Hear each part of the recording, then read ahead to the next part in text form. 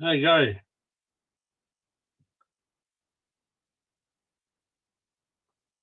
Hmm.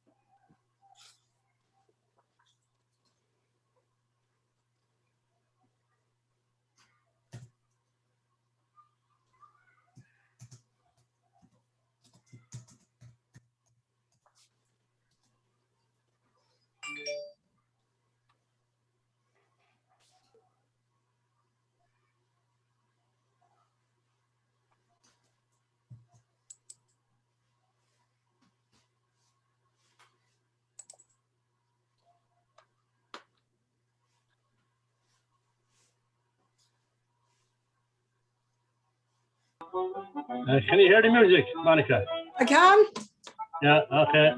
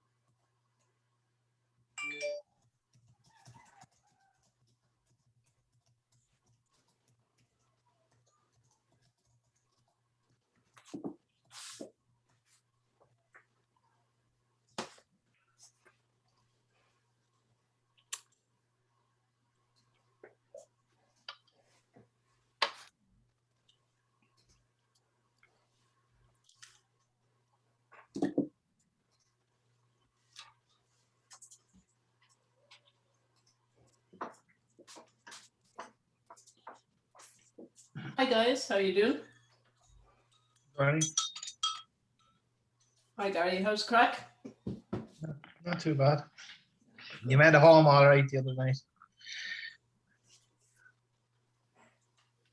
Oh God, yes. Did you go for coffee? No, there's no takers. But yeah, a couple had to go far back home, but however, another time. So how many have we got here now tonight?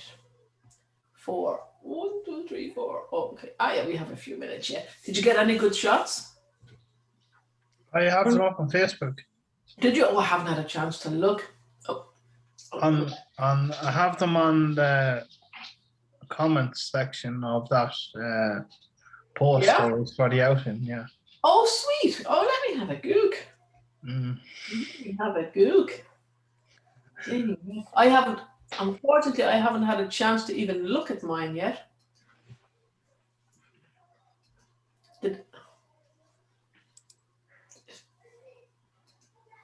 Let's have a look in there now. Let's have a look.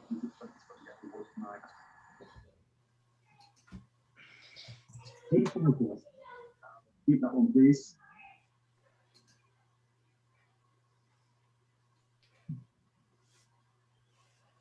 Come on.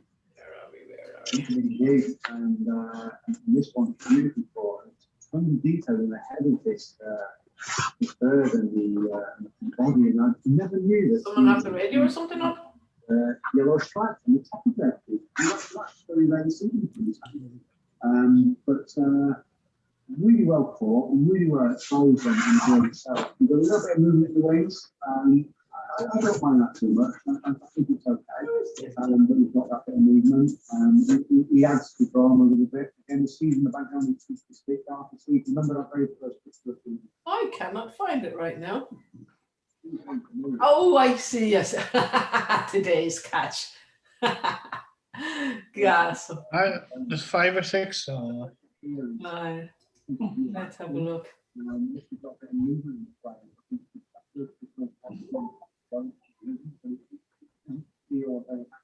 Oh, sweet. Also, I just think it's starting to lose.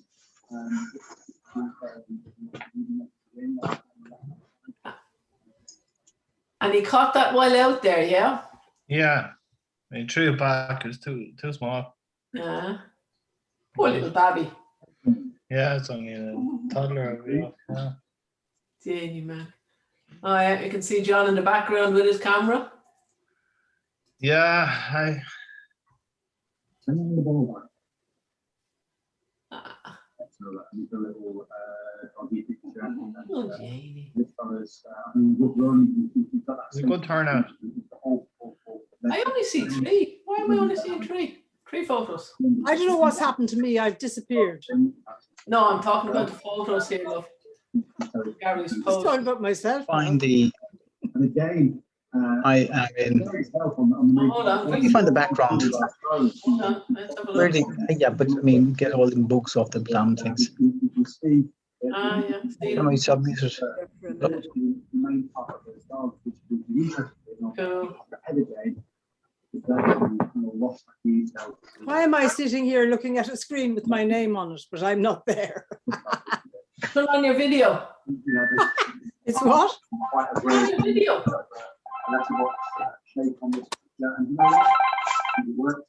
Yeah, now we can see. Can I get off it now? Have the courage to do something. What does that mean? Right. Oh, hi, Sean. Hi, Una. Evening all. Anne, how you doing? Hello, how are you? How are you? I know There we are. right. Don't ask me. Right, you're on. There's Anne. Hello, Anne. I'm coming and going. Hello, how are you doing, Hi, Sharon? Anne. Coming and going. I've got a new computer, so I saw a new. Another one. No, I No. had an old one before, so I got You bought a new one. a new one. Lovely. Congratulations. Crikey, lots of money there. Hey, trust me, It aged me 10 years. I won't believe, I was telling Monica Flanagan to carry on with it last week just to get it. One problem after another, but anyway, we finally got there.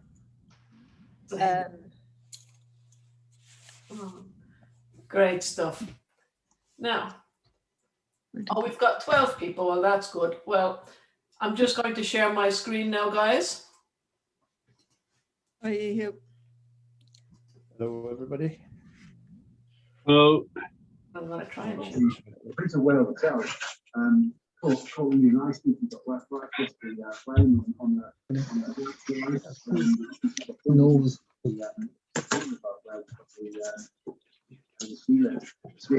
Background noise. background, radio on, television on. Hey guys, is it working? Are you seeing my screen? Yes. Great stuff, guys. Well, listen, I want to welcome you all. Thank you for coming along. And this is our last one before the summer break.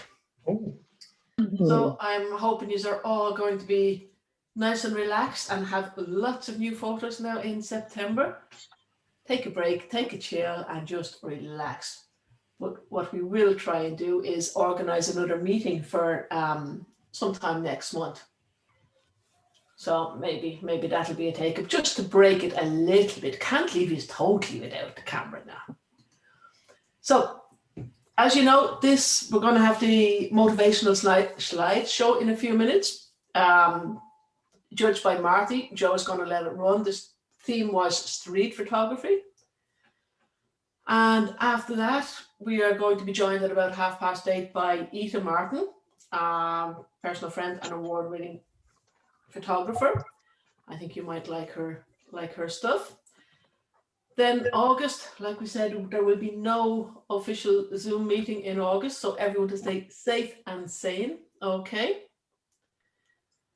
And then last but not least, before we get on to the motivational time show, guys, is that our next motivation is nature. Anything in nature. Plants, trees, birds, insects, whatever. From macro to, a zoom lens, if you're photographing birds or whatever. So it's a wide I think the background noise is coming from Anne. I'm not sure. No, I don't have anything on. There's another Anne. Oh, yeah, hold on. It must be me. Hold on, it must be me then. Hold on. Ethan, It's gone now. Yeah. is it me? I'm muted. How did that happen when I'm muted? Hold on. Can you hear me now? Yeah. Right. Okay. So Joe, are you ready to rock and roll with the I am, yeah. with the slideshow? Okay, so I'm going to hand over to Joe, guys, and enjoy the slideshow.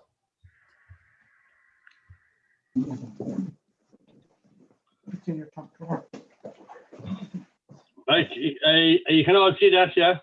Yeah. Yeah. Okay, I'll play it then. See everything. I think that's all right. Okay. Play. I'll just see all songs. Right.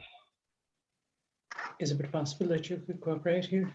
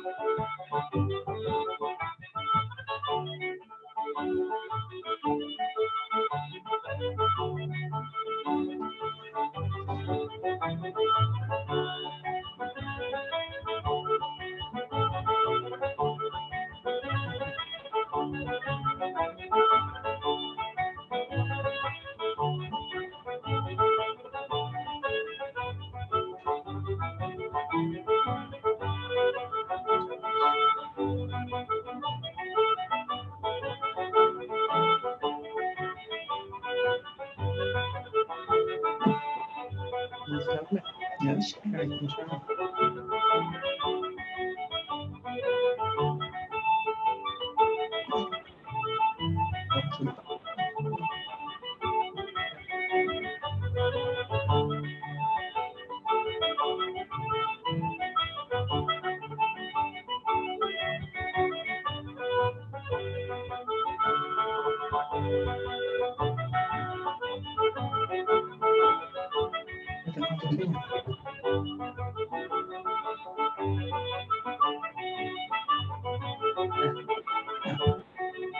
Who's that? Sligo, is it?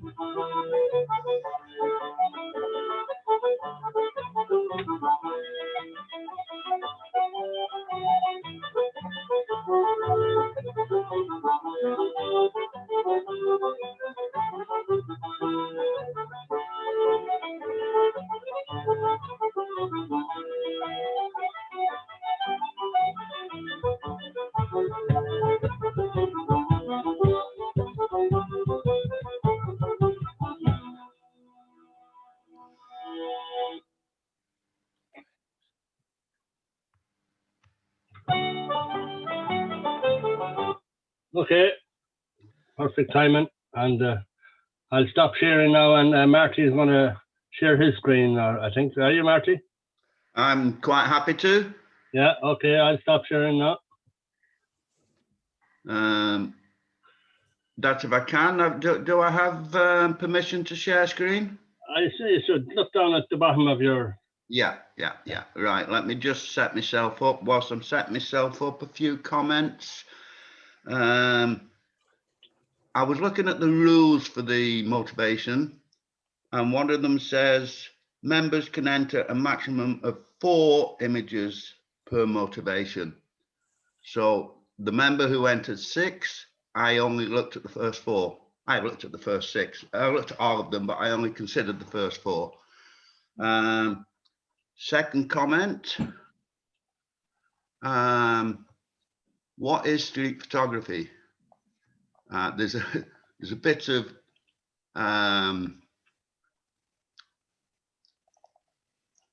not controversy, bit of discrepancy as to what people think of as street photography.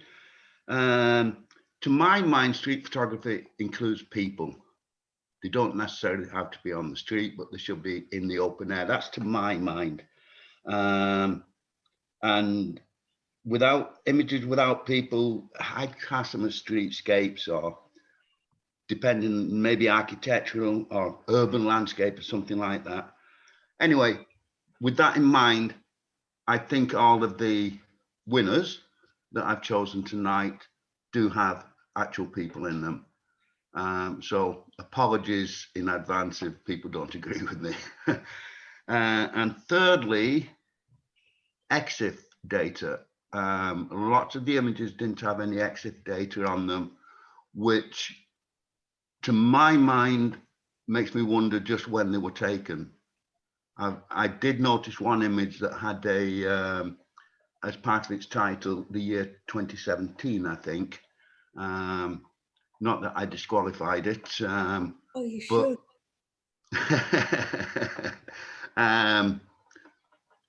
should. Let's see. Yes, Anne?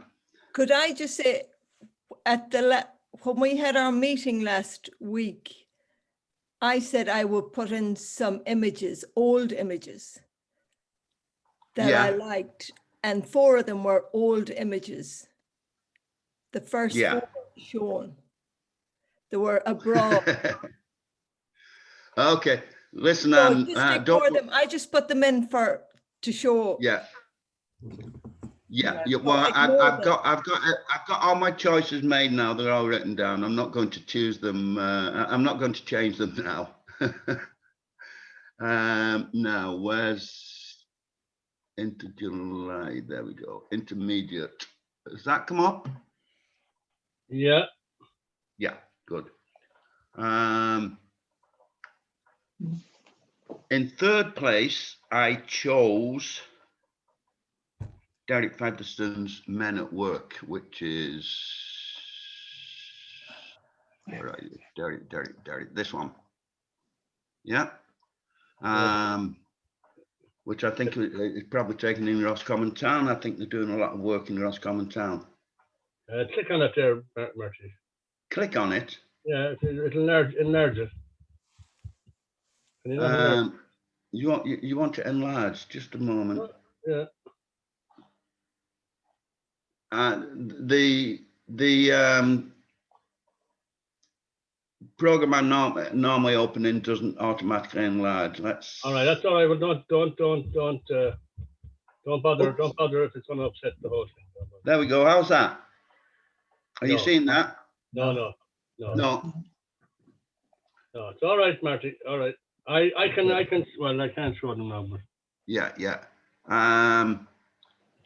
I just like the fact that there was work going on in that one, if you know what I mean. Operation Men Don't Work, or Council Men Don't Work. They just pose. Oh, they don't look at the pose in there.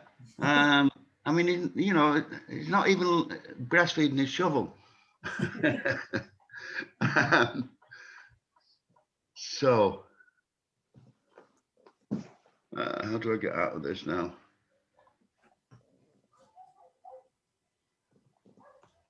Okay. Now,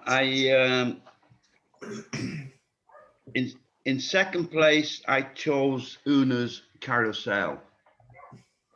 It was actually touch and go, which I was going to make for whether I was going to make that first place, because I just loved the expression on the faces of those two people. They're obviously enjoying themselves.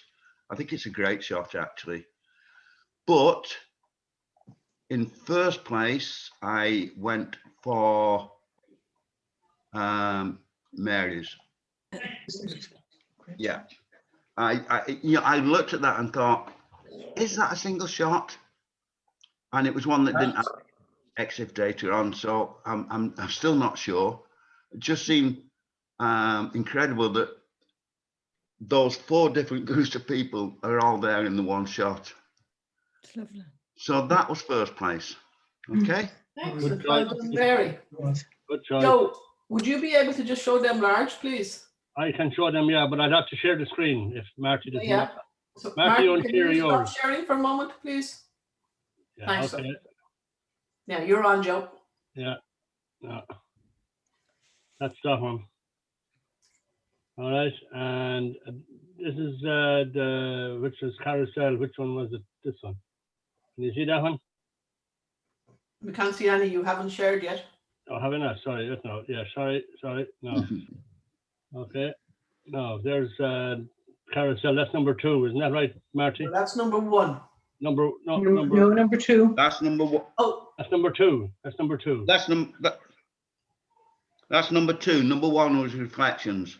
Yeah, this is number. Beautiful. Great shot, great reflection, and actually finished the screen perfectly as well too. You know, there's a bit of negative space down the right, but that doesn't make a difference whatsoever. It's gorgeous. and the really third good one, shot. Joe? The other one is Men at Work. Yeah, well, it's a shot that not everybody would take, and it's fair play to Derek for, it's an archival shot as well as such, As a street shot. Yeah. If he was leaning on the shovel now, it would be.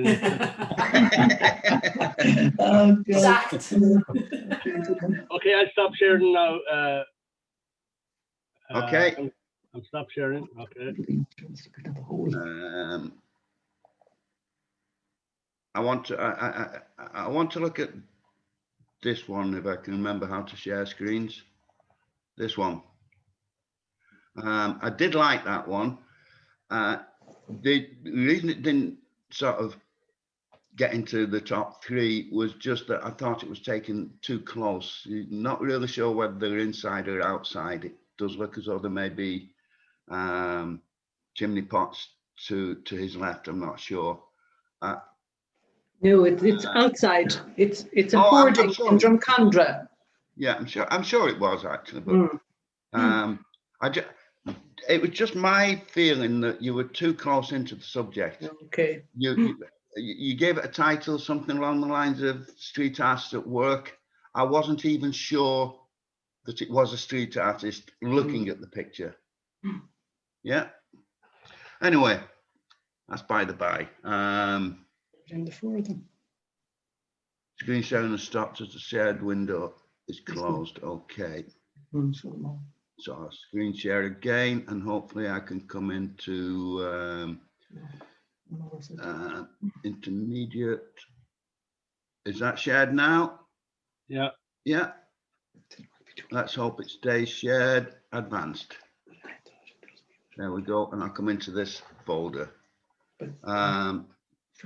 In this folder, I've not included Joe's shots because They're all old. I think he said to me they were archival materials. Yeah. So number 3 was Sean Gillespie's boardwalk. Yeah.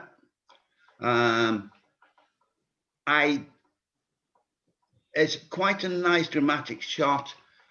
I just felt that the figure in it, the person in it was because I mean, without the person in it, it wasn't street photography at all. To my mind, it was a landscape. The person in it was just too dark, or maybe not obvious enough. Had it sort of been cropped something like this,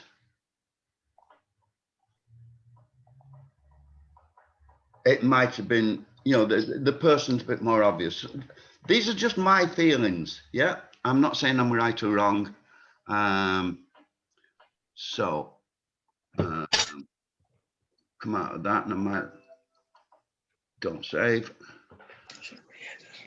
So number 2 was Peter Kelly's, the one with the dog. Where is it? It was the only one he put in, actually, I think.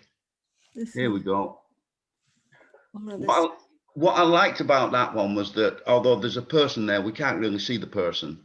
And I thought it just added a bit of sort of drama, if you like, to the shot. And another thing I do like with street photography is if the photographs may be sort of telling a story or something, which I thought that one was. And number 1 was, I had to choose this one. Oh no. I just had to choose that one because that one was, to me, was really telling a story. You know, we've got, I assume it's a monk, a Buddhist monk on the left. Looks like a policeman on the right. He's certainly got a walkie-talkie in his lap. So what's going on there in my mind? Apart from it being a striking shot anyway, you know, they're looking at a mobile phone. What are they looking at? What's the relationship between this monk and this policeman? So, you know, I gave that number 1. Having said that, well, I'll just bring it up again. I thought there was too much negative space here, and I wondered whether it might have been better to have had a square crop to take that negative space out on the left. That's just, you know, that's just what I'm thinking. I'm no real expert on composition in photographs, but I just think a square crop might have been better. So that's what I Marty, yeah. could I, I seem to have screwed up royally because that's an old photograph. I suspected it was. Yeah. But I'm no, I'm and still it's I'm still disqualified. leaving it as the first as the Oh. best photograph in that. To be honest, I wouldn't feel happy about that at all because it has to be, I thought, I'm really sorry about this now, I'm screwing it all up. But I said the other day, last week that I'd throw in a few extra ones. You know how Joe does sometimes? Yeah. And I Now, thought, I yeah. didn't realize there was no date on them, Don't worry about it, Anne. You may remember last week I got into the committee meeting very, very late. So that was probably something that you'd said before I got there. I only joined for about the last 5 or 10 minutes of the committee meeting. I'm still leaving it as my choice for number 1. Oh. Okay, shout. Have you any more comments, Marty? Will I share those same pictures? Yeah, I liked Hughes. I like the fact that it broke the rules as far as taking it at an angle. Also wondering whether you could really say it was street photography, but the photographer was obviously in the street. I did like Gary's, this one of Gary's. The only thing that upset me a little bit about it was that the man's face isn't really sharp. I love the expression on his face. I also, we can see he's got a walking stick, and it almost feels as though you can see that there's something wrong with his left leg. It seems bent or crooked or something. May just be the moment the photograph was taken, but I did like that one. It was. He was walking towards me, Marty. Yeah. And you see, this is where I was saying earlier about telling a story. Is he looking so glum because somebody's pointing the camera at him, or is he always got he's always Yeah, but I mean, a normal viewer wouldn't know that. So, it's sort of raising questions in the viewer's mind. I did like it. What else did I like? This one of Mike's. I just felt we didn't see enough of this Ween Lassie, but I like the fact that they're sat outside the shop, the dog's guarding them, and Mike gave it the title "Waiting for Mum." I also, if I would put in here now, I also like that one, and I would like to ask Mike, you see the way the lotto sign and it says lotto play instead of now, no. Was that deliberate? Because that just... No, it wasn't. It wasn't deliberate. No, it was very much an opportunist shot, and I didn't have much control over some of it. No, I really like that part. I like that fact that it's play. No, don't play the lottery. I was in the UK for about 4 weeks, and I took all of those that I submitted in the UK. And you see, the other story or question in my mind was, did you have to take that photograph without the girls knowing, or did you ask their permission, or what? Because they're not looking at the camera, so it was my feeling was it was probably a quick shot before they looked up. Exactly. That's what street photography is, Marty. A lot of it. Oh, I know. Yeah. You don't have to ask questions. You don't have to ask permission. Oh, I know that. Yeah, but it was just a thought in my mind. Yeah, well, it's obviously photographing children is a contentious situation, but I disagree with it. Children make the most fantastic photographs. So. Oh, indeed. Yeah. Joe, can you pull up the third, second, and first, please? I can share the screen now, Marty. Then, okay. You stop sharing, okay. And I'll share. No, which was the third one again, Marty? Boardwalk. Right. Sean's. Yeah.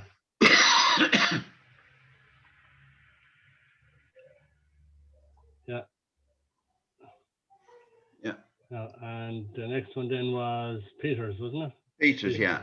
He's only got one. Yeah. I like that one too. Yeah. Lovely.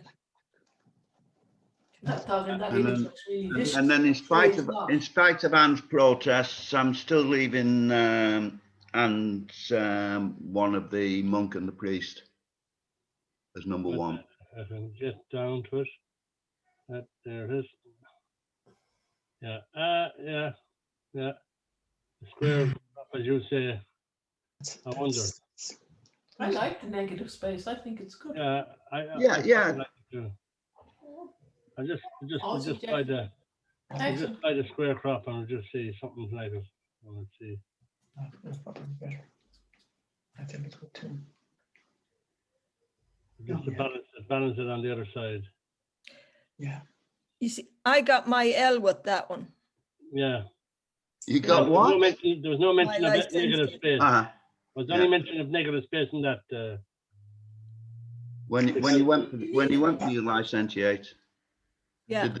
did the judges say anything about that negative space? Oh, they were happy with it. Yeah. They were very, yeah. Yeah. Yeah, as I said.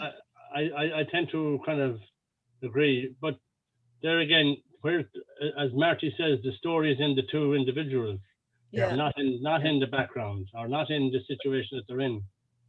But I liked the fact that it was in the background. You seen where they were. You know what I mean? It started the But story. the story isn't. It could have been in a field, in my mind, and the story is what Marty says.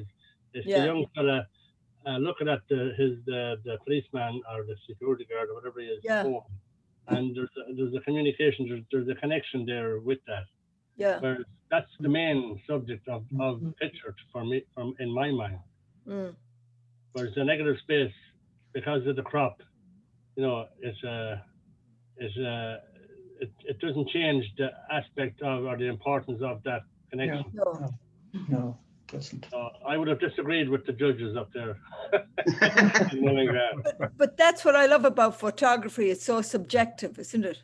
Yeah. Exactly. Whereas Exactly. if I had that picture, you know, and well, I've had it in my house, but I would not be able to look at it like that. I like the whole picture. You know, And maybe I wonder, is it to do with the 3:2 format? Like, you know, it fits into it. Yeah. Because a lot of people, like myself now, and because I like the square format a lot, I use it an awful lot in any stuff I do. So. Yeah. But anyway, and the other ones, Marty, that was we just closed that there. No? Yeah. You see, which So other guys, ones? we're half past now. We're after half past. Right? Are we? So I want to congratulate both our winners. Now we need an overall winner. Yeah. Yeah. And I'll be honest, I was going to make a joint overall winner between the one we're looking at now and Mary's reflections, but because of Anne's concern that she's cheated, I'm just going to make the overall winner reflections. Thank you. Well done. Yeah. Mary. Very good. Thank you, Marty. You're welcome. I enjoyed it. You probably didn't enjoy listening to me, but I enjoyed it. I'm doing that again. Marty, thanks for taking the time to judge. Thank you. Some nice comments there, some interesting feedback.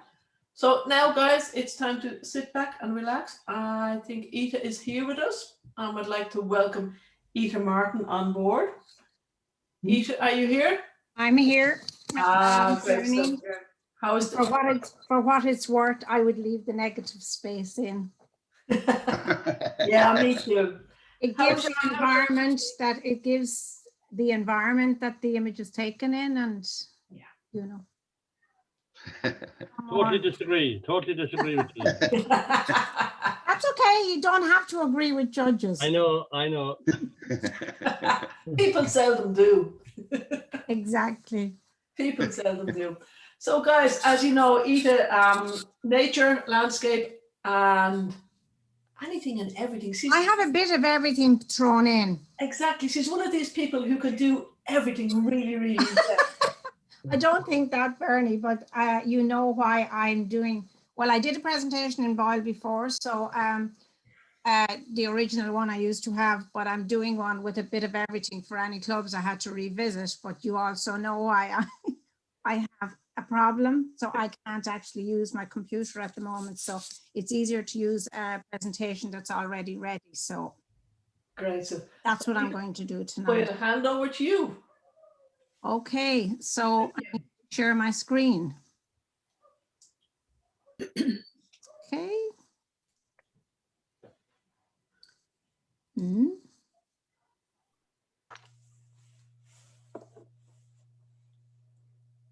Oh, no, that's not the one I wanted. This one, I think it is. Yep.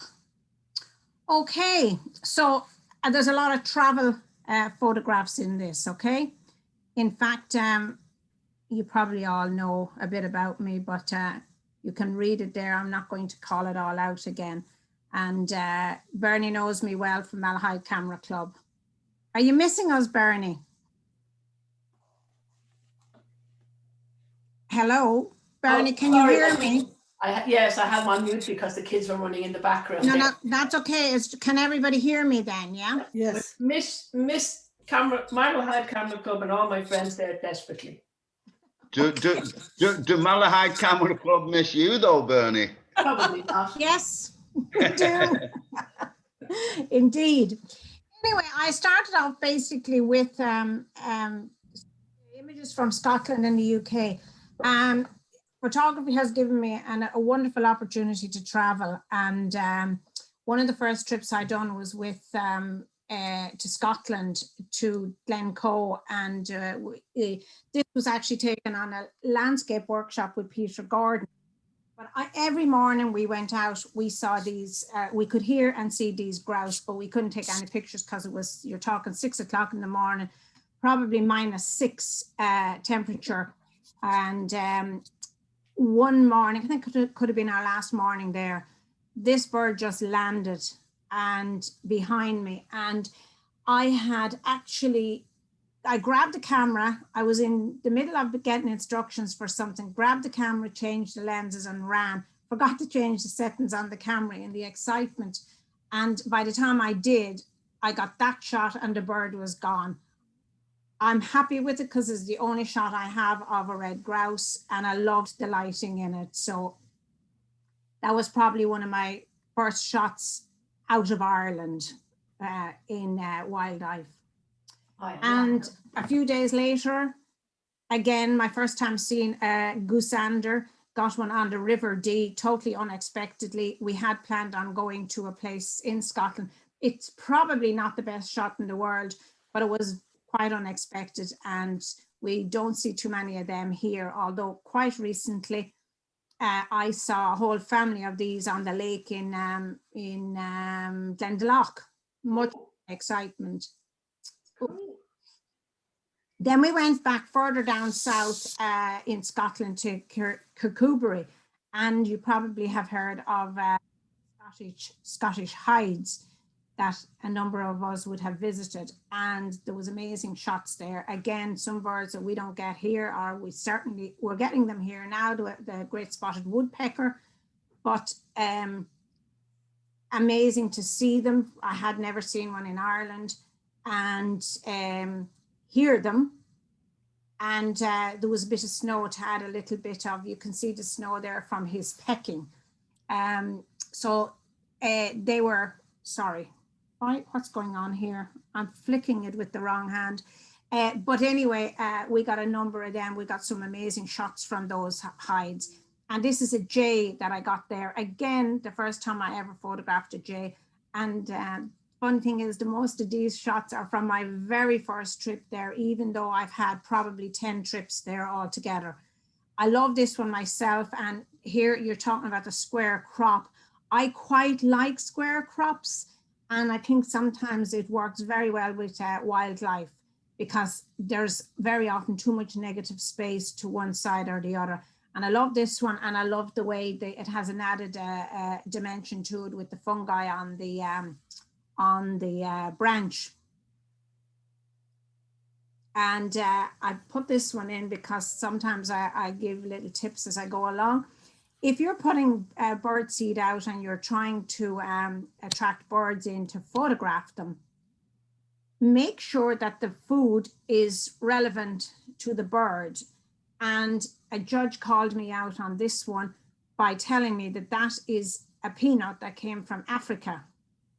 So if you're doing feeding them to photograph them, a good tip is to kipple the nuts. In other words, put them through a food mixer or something, and then they won't look like it's a nut.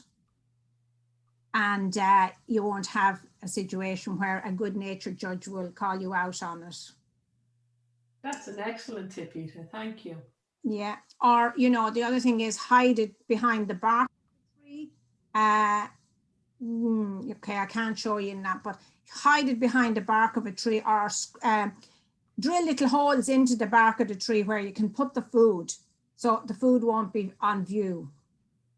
And this is a nuthatch, a bird we don't get here in Ireland at all. I absolutely love them, and very, very fast.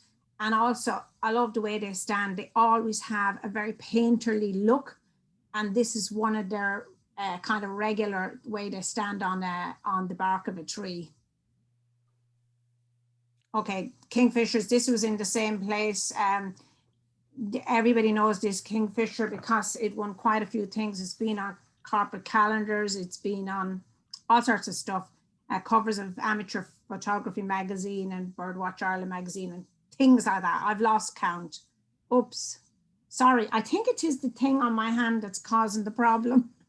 The same time, now, admittedly, I didn't get that kingfisher the first time I went, but this kingfisher, when I came home about 2 weeks later, when I was downloading all my images, I found this. Now, people will agree and disagree with having your camera on burst when you're taking wildlife stuff. Sorry, it's okay. What happens is sometimes you end up with something that you didn't know you were going to get, maybe a bit of action or something. So I was very, very pleased to get this shot, and it has done very well for me in salons and nature competitions. And again, as I said, I didn't know I had it. This was also from the very first time we went there. And I think this was on one of the IPF panels for our club, I think 2016 perhaps. And while I'm talking, I'm sorry about this. It's the thing on my hand keeps clicking the, anyway, let me go back a bit. I want to tell you the difference between, these are all female kingfishers, okay? This is a male kingfisher, and the way you know the difference is his beak, bottom and top are both black. If it's a female, the bottom mandible is orange and the top is black, okay? So that's the only way you're going to know them, okay? So this is a female one again. The females are the busiest, by the way. Now, this is actually a young kingfisher. And how you know that is because its legs haven't yet gone the orangey color, and the chest is actually not quite as orange as the parent. And if this was even a little bit younger, you would see a glowing thing on its beak. And that is so that the parents see it in the cavity where it nests, because it's quite dark, and they see this glowing beak, and they know where the beak is to pop the fish in. Now, I can give you another tip here. Perhaps I gave you some of these tips the last time, but I guess it doesn't matter to tell it again. That picture was actually not a square in its original time. It actually has a longer stick. And the reason I cropped it is because the same judge called me out on this one. Because this is a setup and the stick is not in its natural, well, when I say not in its natural environment, it is, but it was propped up, and the cones were upwards on the stick. So in other words, it was obvious that it was set up. So if you're going to set up sticks like this, make sure that you put them in the way that they're growing on the tree so that they look more natural. And in the meantime, I cropped it to a square. Because there was a lot of negative space, and when you're allowed crop things out of images for nature, but you're not allowed to clone them out. So this is one I quite like because it has a nice clear background and it is a very natural stick. And this is a young bird, and it didn't come into the hide. It was actually away from the hide that I got this one, but it is actually the same kingfisher.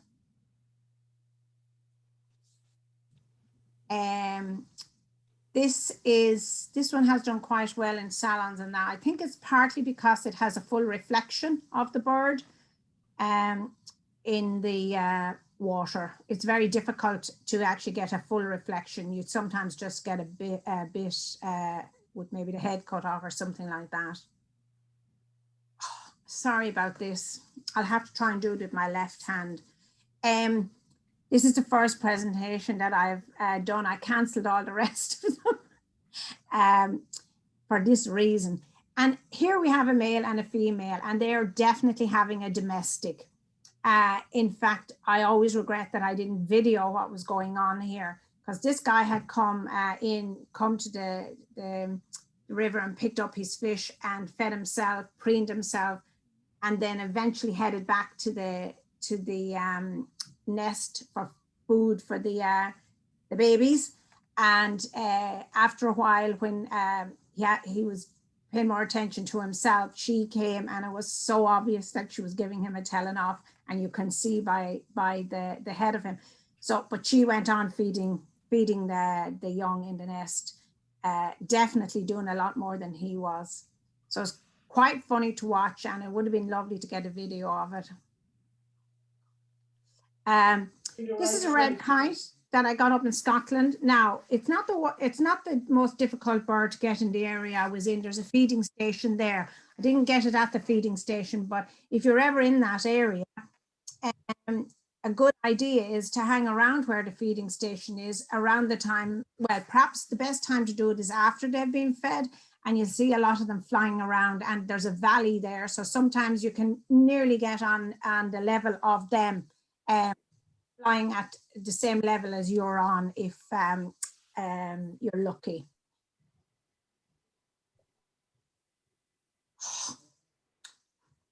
Sorry, you know what I'm going to do?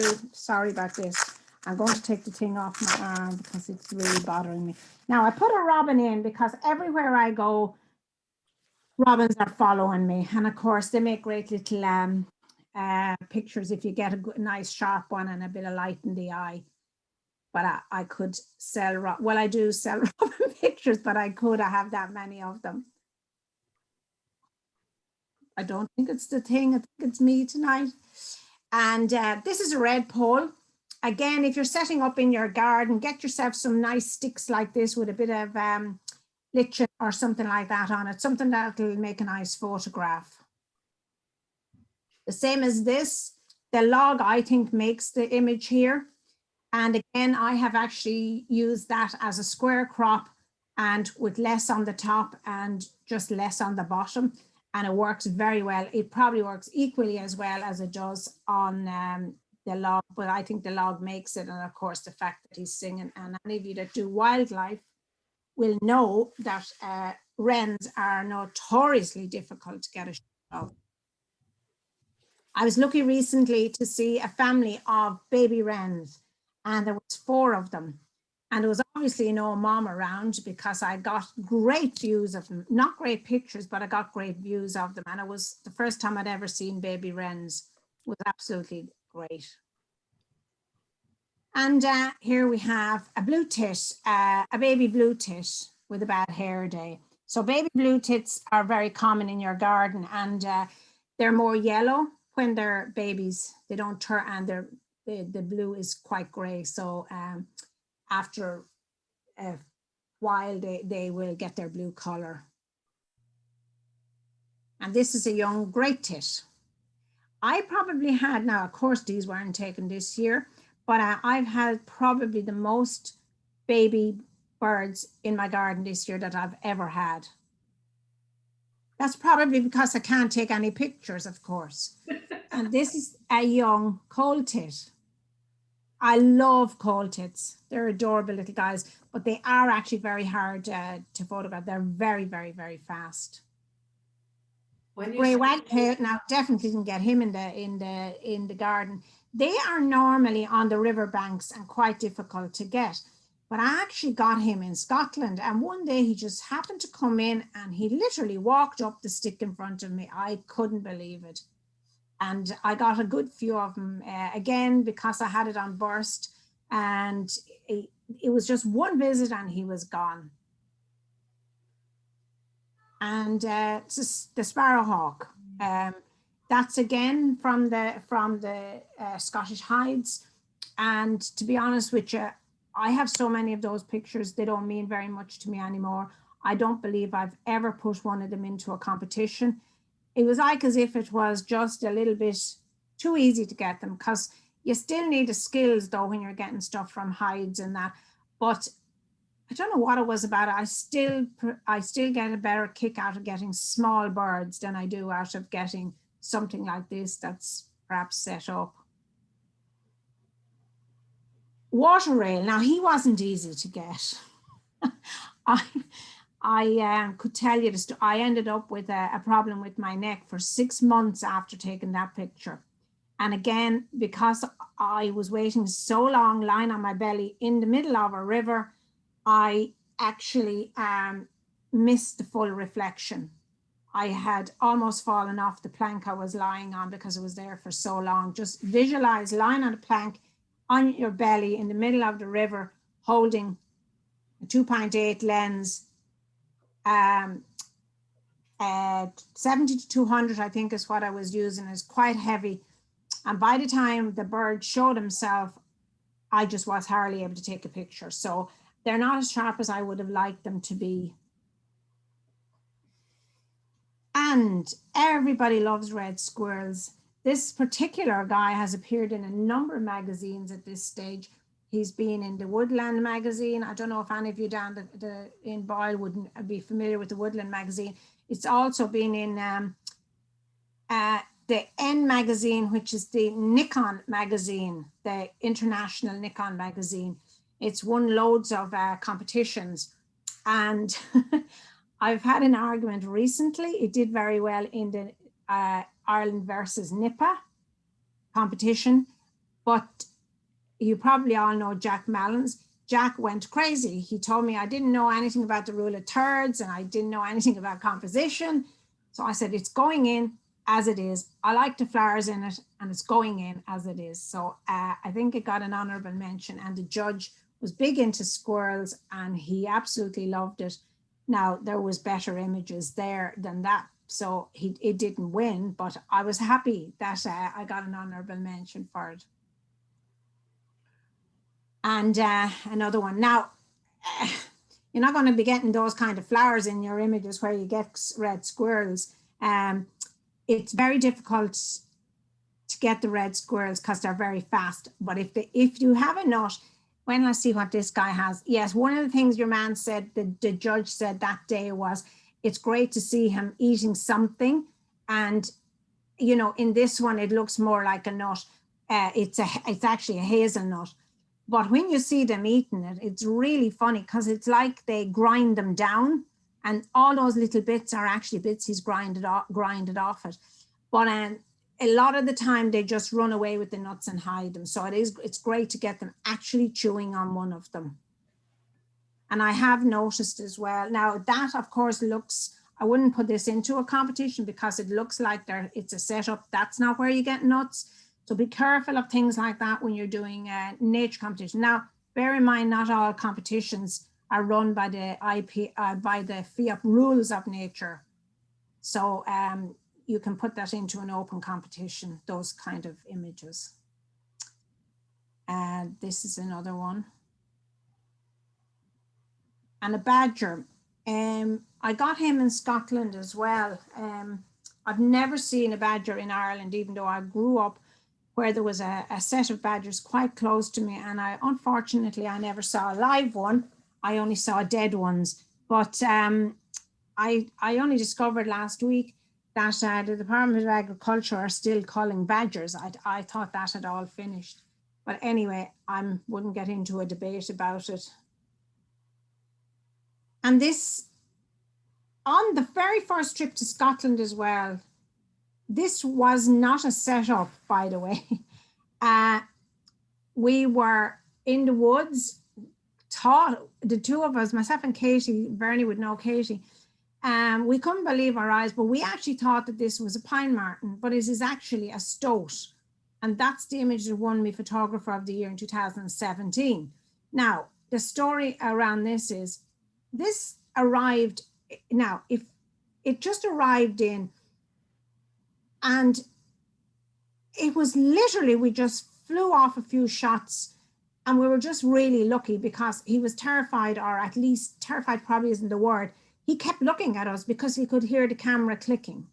So there's a lot to be said for the noisy camera, because sometimes they look at you, and pine martens in particular look at you. But we definitely thought he was a pine marten. But I have discovered since that if you put a pine marten and a stoat beside each other, the pine marten is about twice the size of a stoat. But we didn't know any different that day. However, the ears are different on the stoat, and if they have a brown tail, that's determines whether it's a stoat or a pine marten if you're not sure. As well as that, in reality, the pine martens are darker. But when you're confronted with one, you don't know. Having said that, sorry, that's in there. Oh, am I going the wrong way? Sorry. What's going on? Oh, okay. I don't know what's happening tonight, Bernie. Sorry about this.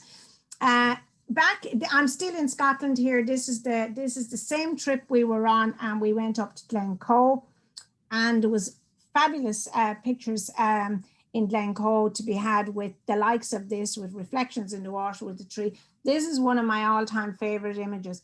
I have to say it has never done well in a competition. It's never done well in the salons. Anyway, I love it, so it doesn't matter. And this was another one we took up there. It was amazing sunrises in the morning. And as I said earlier, it was -6 degrees most mornings when we went out. Another one up there. Okay, so this was in the UK. I think it's easier to get wildlife images in the UK because first of all, the volume of wildlife there is so much greater than we have in Ireland. So this is a female kestrel, a reed warbler. Again, total look, because these are in the reeds, and as you can see, the darker bits are reeds. And what happened here was the wind actually blew the reed towards me while the bird was on it, which gave me the out of focus background, because all the other images I have from that day with him in it, every one of them have loads of busy reeds in it, and it was literally pure luck. There was somebody else with me, but she didn't get it. And they are very skittish little birds, so I was really happy with this. I think it's been on the, it was chosen to represent Ireland on one of the nature competitions with the IPF. And a cuckoo. I'm sure all of you down in Boyle have all seen cuckoos. Well, even if you have, this is actually a female cuckoo, which is far more elusive than the actual male cuckoo. And I got him in the Leeds area. Again, really difficult place to get to. I had to get up at 3 in the morning and drive 2 hours to a guy that knew where there was some cuckoos. I had to drive another hour with him. We had to cross a canal on a little narrow ledge. We walked probably half a kilometre down through reed beds, and I can't even tell you how bad it was, how high it was. I'm only 5'2". I think it was probably 6'6", and we had to keep our tripods up in the air so that we might be able to see each other. And then he had 2 pop-up hides, and we each sat in a pop-up hide. And I was so short that most of my images, the foliage was so tall. A lot of my images, the birds are gone down behind the thing. So, but anyway, I spent an hour there and I got a lot of pictures of male cuckoos, female cuckoos, and smaller birds as well, and reed warblers, because the cuckoos were nesting in the reed warblers' nests, and the reed warblers were fighting with them. So I got to spend about an hour there. I forgot to mention that this was probably 6 o'clock in the morning. Wait, now I think 6. I'd say I was shooting these between 6 and 7 in the morning. Same in hell, eat it. So I thought only the landscape photographers were that mad. So 3 hours travel one way, so that's 6 hours travel for 1 hour shooting. That's commitment or madness, one or t'other. It was worth it. Absolutely. For us, definitely. And I can tell you, when you're in a situation like that and you only have a certain length of time, stop. You need to have your settings on. You don't stop shooting. You just shoot. Think about what you've taken later. You just have to, like, I think I might have another one in there.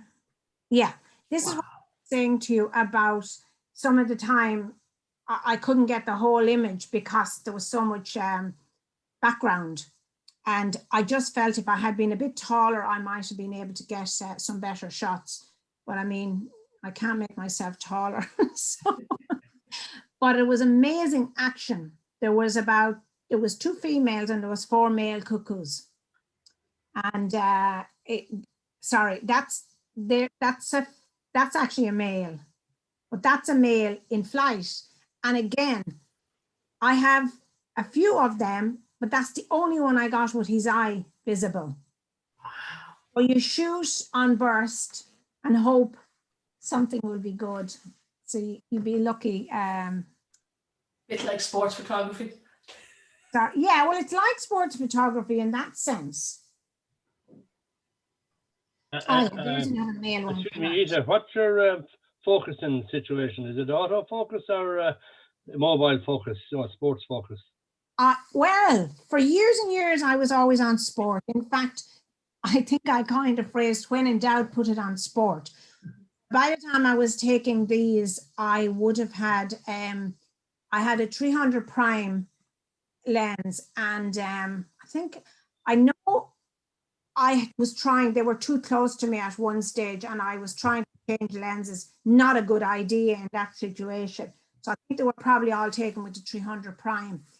And single focus point. Now, one thing that I always do, and it's a tip I give, exposure compensation.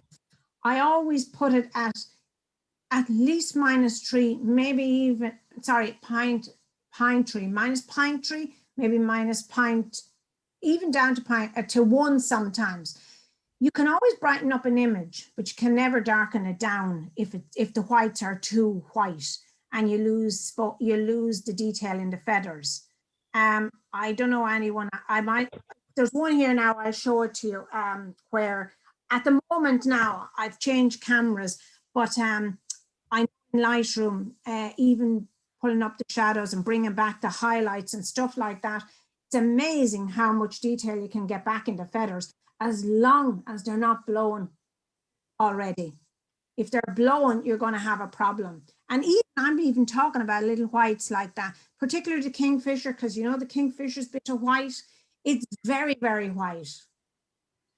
So if there's white on a bird, put on your minus compensation. Play around with it, because you know, different situations call for different settings. Now, the reason I put this in, this is a reed warbler fighting with the cuckoo, but he's actually outside my hide. I'm way too close to him. So that's why he's out of focus. There's only this little bit of him in focus. He's totally oblivious to 2 pop-up hides there. This is a goshawk, and I got him in Manchester area. And I look at him now, though, that's the feathers on the feathers sometimes depends on the screen you're on. The feathers on him looks a bit not quite the right color, I think. Bit purple looking. They do, yeah, don't they? I have two screens here. Wait 1 second. No. And did you ever think of changing it or bringing it back? Or To bring back those colors. well, to actually put them the proper color, yeah. No. Yeah, and that's very pink. Yeah, I don't know. I tell you what I've noticed with PowerPoint. No, wait, no, was it PowerPoint? I think it was. I used to have them in. I used to do it in what's the other way? PowerPoint, a PDF presentation, and I had to stop doing it in the PDF. An awful lot of my images were the wrong color, and so I started doing them all now in PowerPoint. And it's better, but that one is a bit. Now I'm going to put my hand up and say it's probably my processing. I'm not going to blame the screen, but it is definitely not the right color, and neither is that pink. Anyway, not to worry. It's a goshawk, very difficult to get, but I'd love to go back to, where was it? Down in the south of England near Bristol. There's a wood there, one of those big woods, and I've seen them there. I didn't get a shot of them there. They're very, very difficult birds to get. They're very elusive. Henry, I can't hear it very well. Now, a green woodpecker. I went to a place in Scotland, or sorry, in the Leeds area to shoot these. I was very, very disappointed.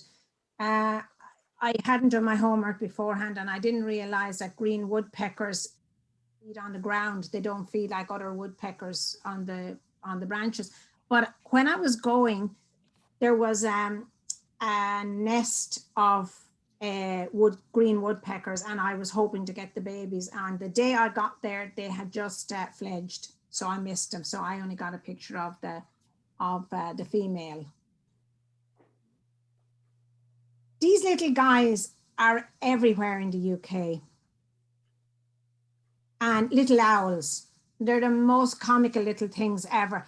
I also have a lot of these pictures of little owls from Spain, but I got this guy in England. A bullfinch, male and female. I'll have to, up until I had done this presentation, I had never got a decent male bullfinch here, but I got one quite recently, just a couple of months ago, and I'm really, really pleased with it. But on the left is the female and on the right is the male. Very, very different in color. I got both of them in a similar, I think they were both in the same field in the south of England, I think down near Portsmouth. And the bonus on the day was that I got this guy, and I got this guy before I got the other two, and I didn't actually know what it was. So it's actually their offspring. So I was really pleased with it because there's a nice bit of light on it. So it's a juvenile bullfinch. He's gorgeous. Isn't he? Yeah. I was chuffed, but at the time I didn't realize, I had no idea what it was, except that it's juvenile, because very often the juvenile birds, how you know they're juvenile is they're acting stupid. Yeah. Are you sure that's not male? Well, be careful now, Bernie. Sandwich terns. Again, I'd seen lots of them here, mostly out in the Skerries area, but we went out to an island in Portsmouth Harbour. There's an island there. We went out really to get the red squirrels, but there was a whole colony of sandwich terns. And I cannot explain to you how vocal they were. But we got them, but we didn't get any red squirrels. Okay, so a few from Spain, Lanzarote and Tenerife. Oh, here's the little owl in Spain. This guy kept me busy for about 10 years. I guess it was the same guy, and he was outside an apartment that we had down there. And one morning he was sitting outside the window. That's the best I've got, because he was always in the trees and it was too busy. But this one, literally outside my kitchen window one morning. Now, of course, you couldn't put that into a competition because of the man. Lanzarote, I got these. I went out to first of all, the one on the left is taken in the golf course, if any of you are familiar with Lanzarote. And the rock out there is very porous, and so there's very little vegetation or very little for them to eat or that. And a lot of them come into the golf course because there's a bit of grass in the golf course, and there's also water in the golf course, and that brings them in. And this one here, you can see the heat haze in the background. It's a stone curlew, or I think they've changed the name of them to they call them now thicknees. But I didn't get great shots, but at least I got a shot, and I saw a lot of birds out there. And there's a guy in Lanzarote who would take anybody out if they want to go out to shoot birds, photograph birds, not shoot them. So I got these in the same place, a grey shrike and a hoopoe. Again, I don't think they're fantastic pictures, but I'm just, if you're into photography and you're in these places, it's great to watch out for them. And a cattle egret. One of the funny things out there is, now there's something I'm talking about when you're doing, if the whites get blown, it's very hard to bring back the details in them. And that is just about there. I would prefer more details in that feather. But look, I took that 5 or 6 years ago, and I don't bring out my camera to Lanzarote anymore because I go out with a friend of mine and we go out for a holiday. So I don't like to be doing the photography. But I got this one of the first times I was out, and I was wondering why there was so many cattle egrets around the area. But because you normally see them in fields with cattle and standing on cattle's back and around their feet because they pick all the insects from the cattle. However, it took me a few years to discover what was going on in Lanzarote, and it is walls are all porous. And there's geckos and all sorts of insects in the walls, and that's what they're living on. Right. Mm. Now, I got this in the south of Spain. There's a big nature reserve near Malaga Airport, and these are avocets. And I don't need to tell you any more about what they're doing. And again, you get these in the same area. They're usually found in the same area. Black-winged stilts. They're beautiful little birds. I think the eyes. Right now, I might have another one of them somewhere else where you can see the reflections of them. They're big, long pink legs. This is in Tenerife, and Bernie, you'll know Katie.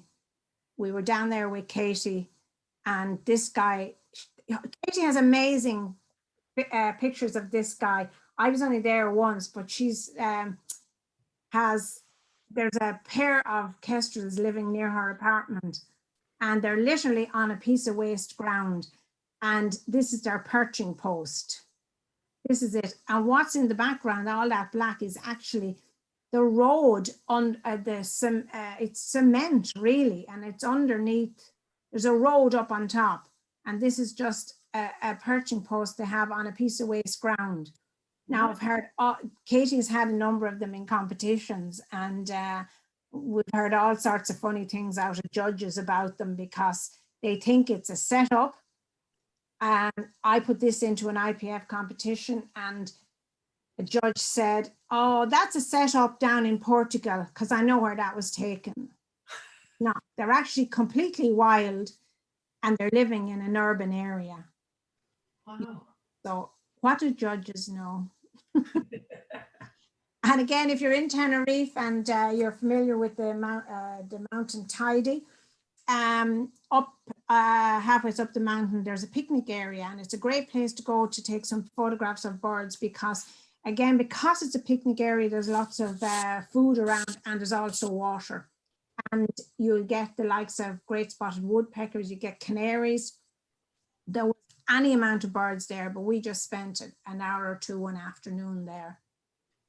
But there you will get blue chaffinches, which are endemic to Tenerife. And this is literally the color of the male. Now, unfortunately, the female is more gray.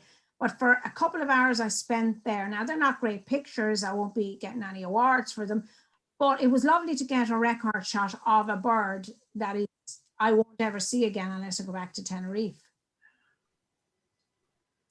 And this was on the Rock of Gibraltar, taken with an 18 to 55 lens. I thought it was an ornament because I had never seen anything like this before. And I was literally up on top of it when I got the picture. And it's a two-tailed pasha butterfly, obviously, two tails. But it's the first image that I ever won a competition with in the club. Yeah. On the night, Bernie, you know the way to do them in the club. On the night, I gave someone a dig. I said, they've lost my image because it was coming out last. I got 50 marks for it. I was so chuffed. I was a novice. Excellent. So, Canada. Now, a lot of these images I'm showing you are not award-winning images, are not even images I would put into competitions very often. Well, I wouldn't put them into. I would never have put these into competitions. I did put the butterfly, all right. But these are record shots of things that you might only ever see once in your lifetime. And how I got this was, I went on up to Grouse Mountain. I went on, when we got to Grouse Mountain, there was a guy taking out a nature group and we said, we'll tag along. And when we were coming back, there's totem poles everywhere in the Vancouver area. And there was a totem pole with a very strange noise coming out of it. So I looked and I could see this hole. And so I waited. I let the rest of them go and I waited and I waited. I don't know, possibly a half an hour or maybe less. And the next thing, out pops one. And I couldn't believe my eyes that I just got the shot and it was gone. I think this is the male. And the next thing, I couldn't believe my eyes, but out popped the female. Now, I would say if I'd had the time to wait much longer, I might have got the babies as well, because there was definitely still chirping going on. But they had basically made their nest in a totem pole. That's why, and the sun was shining right on it. That's why it's so blown out. And on the same trip, we went to Whistler, and all I wanted to do was go out to see the bears. But the group I was with, not one person was interested in going bear hunting. And on the evening that we went there, on the week we were there was a honey bear spotted in the area. So everybody wanted to go see the honey bear. So we had to decide in the Jeep. There was 5 of us, I think. And anyway, we opted to go after the black bears rather than try and look for the honey bear, because we might have not found a honey bear and not seen any bears. So on the evening that we went out, we got 13 bears, which was just huge amount of bears to see in one evening. It kind of go out about 6 o'clock in the evening. But this guy, we were told that we could get out of the Jeep, but we couldn't go further than, we had to have one hand on the Jeep, basically, because they're dangerous. And we were shooting one down in front of us.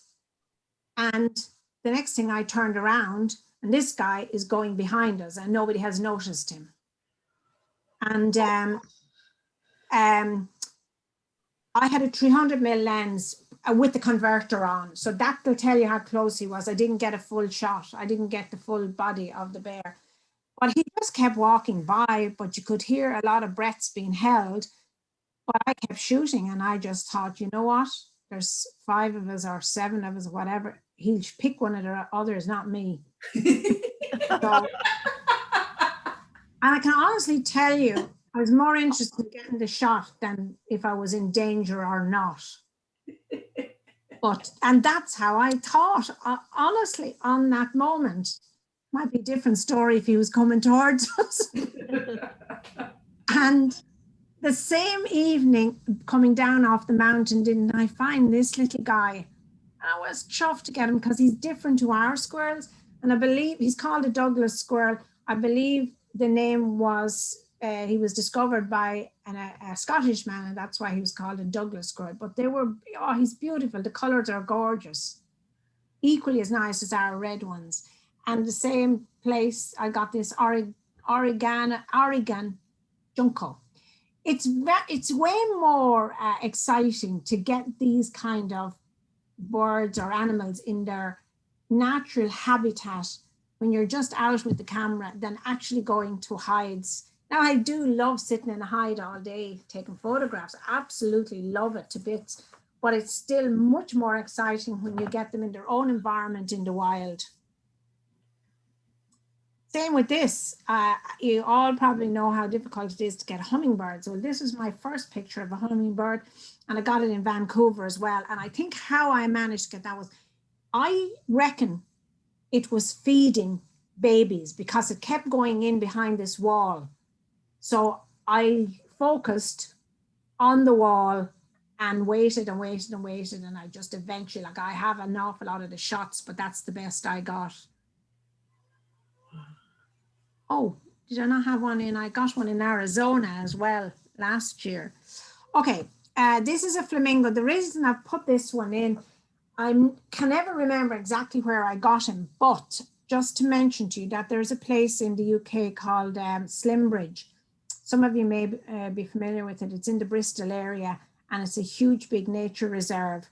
And they have a breeding program there for flamingos. And they have anything from these coral color flamingos. They have maybe about 5 different areas where they're breeding them. And you know, flamingos have their color based on what they eat. And they have them from that dark coral color down to where they're almost white.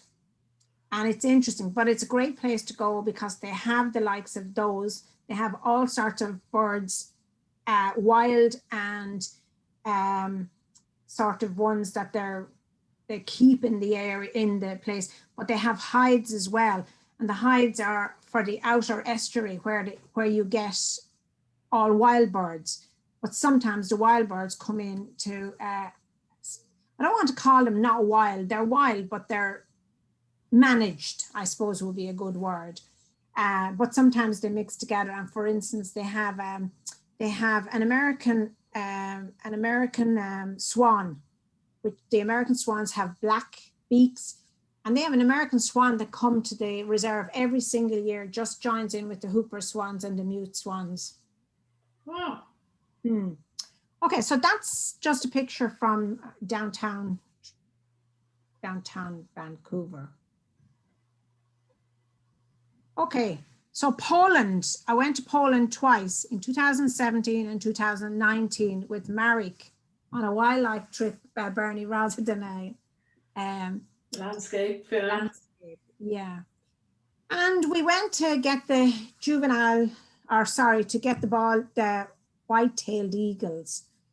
And this was one of the very first shots I took on the first morning we were there. Now, I'm talking minus 20 degrees, in the hides at 5 o'clock in the morning, and you do not leave them till dark in the evening. And this guy, the reason I know he's a juvenile is he still has some of his baby feathers. So you get a lot of buzzards there. I mean, we get excited here if we see one buzzard. Several buzzards coming together there, and there's a lot of opportunities to get flying ones, but there's also a lot of fighting buzzards, fighting over food and just generally fighting. So there's great opportunities to get action shots. I love this one because of the detail in the feathers. But you can see they put out food for them, but it's so cold that the food is frozen before it even lands. Are they on ice there, yeah? Yeah. Solid. It's a lake, but it's actually solid. Wow.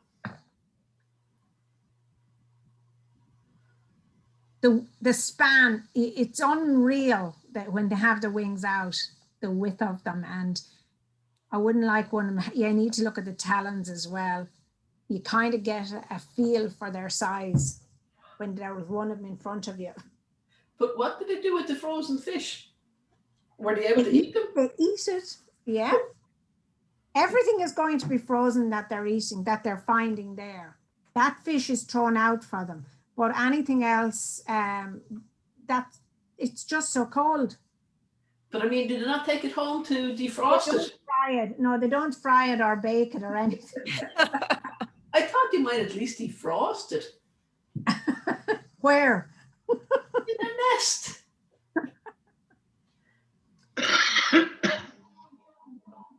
This one was from the second trip. Didn't seem quite as cold on the second trip, but there was a lot of snow. That's all snow in the background. Again, it's quite difficult when you're taking shots in those conditions. Would So you I have a little heater in the hide? We had Would you have your little camping stove, you know, the little gas stove? we had what do you call it, super Sarah heater. Oh, now that's cheating. Necessary, but cheating. Yeah, but actually, you see in the background there was this most amazing, I don't know, it was like a hedge or a shrubbery. It wasn't like a managed hedge now, but it was like some kind of a hedge.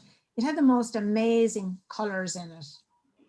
And it was full of, wait, let's see what, yeah, it was full of these little birds. This is a middle spotted woodpecker. Now he's slightly different to the great spotted, but he was gorgeous. I think it was those little stripes on him. And they were all, it's like here sometimes you hear all the sparrows chirping in the hedge. Well, that red bushes, whatever it was just jam-packed with birds. And every now and again they came onto these wooden, so you can see they're pure bare because of the weather conditions, you know. And that's another one. I'm not sure what's in here now. I see. Yeah, gray-headed woodpecker. You can see it snowing in the background. Now, he's not like the one at all that you saw, the green one that's from the UK. They're totally different. But this guy was absolutely gorgeous. Like, I think I've never really seen anything like him. And I wasn't expecting to get him. Now, this is the crested tit that we all go up to Scotland to try and get.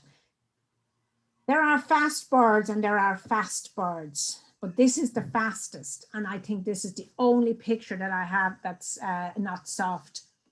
The other thing was, I was very surprised. He would sit beside a buzzard on a stick. So I was so curious about this, I actually had to find out why. The buzzards are not bothered going after the crested tits because the crested tits are so fast, they'd waste up too much energy catching them. Right. I'm really happy with this picture. I just love it because it's his hairstyle. Decent, yeah. Well, that's why he's called a crested tit. But you can get them up in the north of Scotland as well.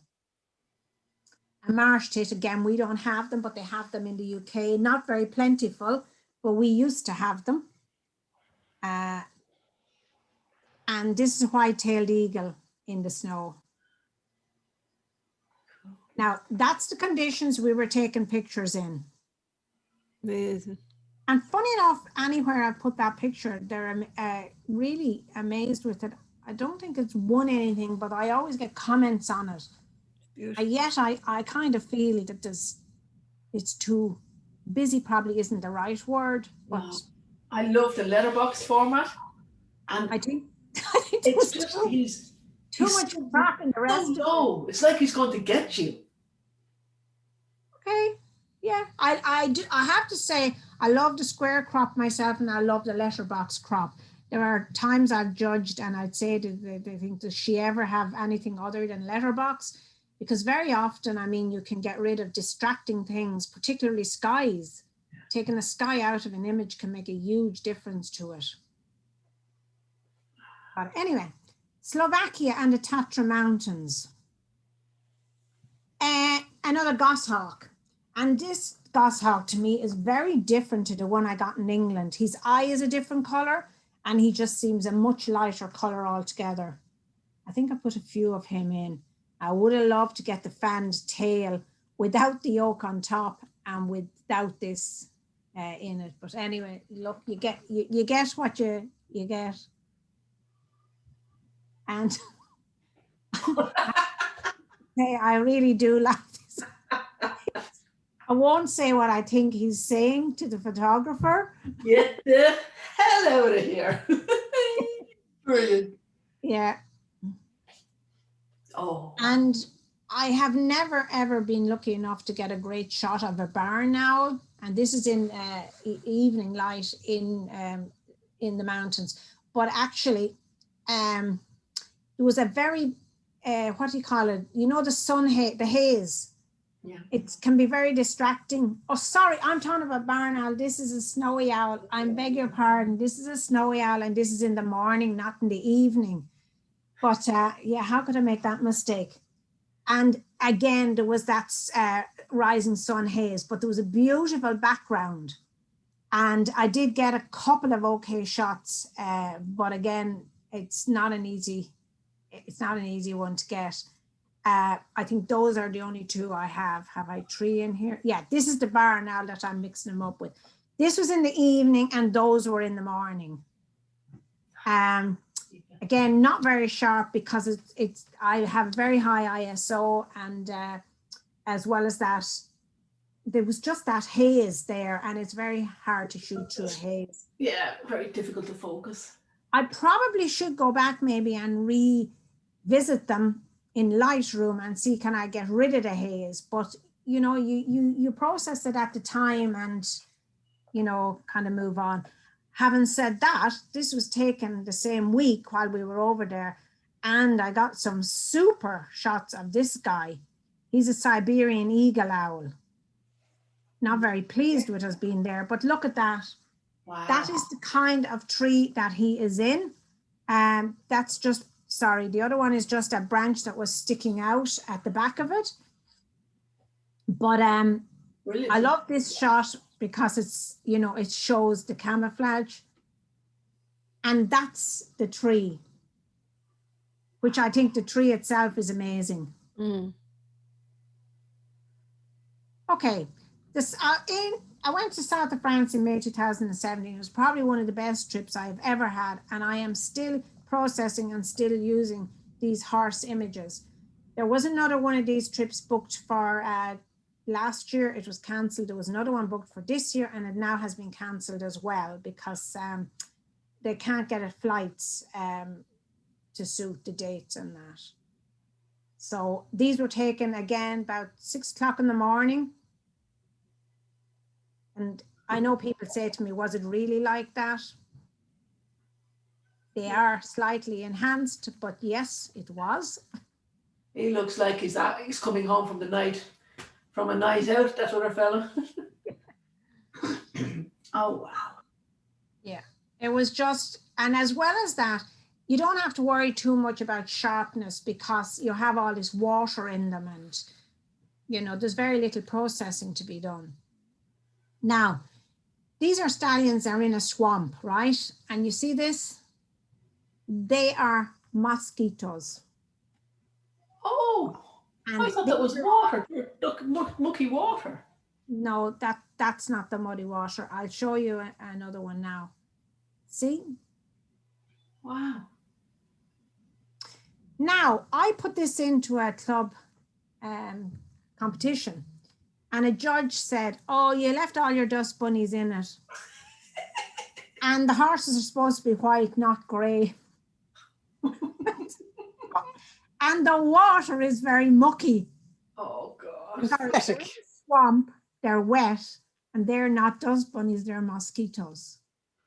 Oh, and let me add, it was a judge who no longer lives in Ireland that was from Spain, and he should have known better than, I could understand if an Irish person didn't understand the mosquitoes, but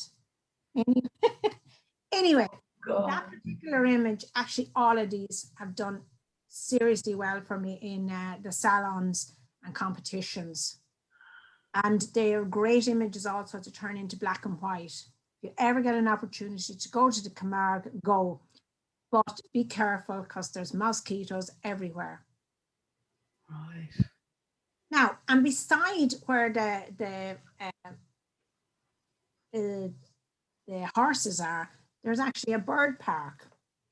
And there's a heronry in it, and there's a breeding place for cattle egrets, and there's millions of flamingos in it. It's absolutely huge. So if you take a trip down there, you do more than just horses. And there's beautiful villages in the area as well. Now they're the flamingos. They're almost white, the ones down there. It's one as well from there. Now these were taken in France at a different time. Again, a bird I would love to get doing the dance and all of that, but lucky enough to get two of them interacting, and they were quite a distance away.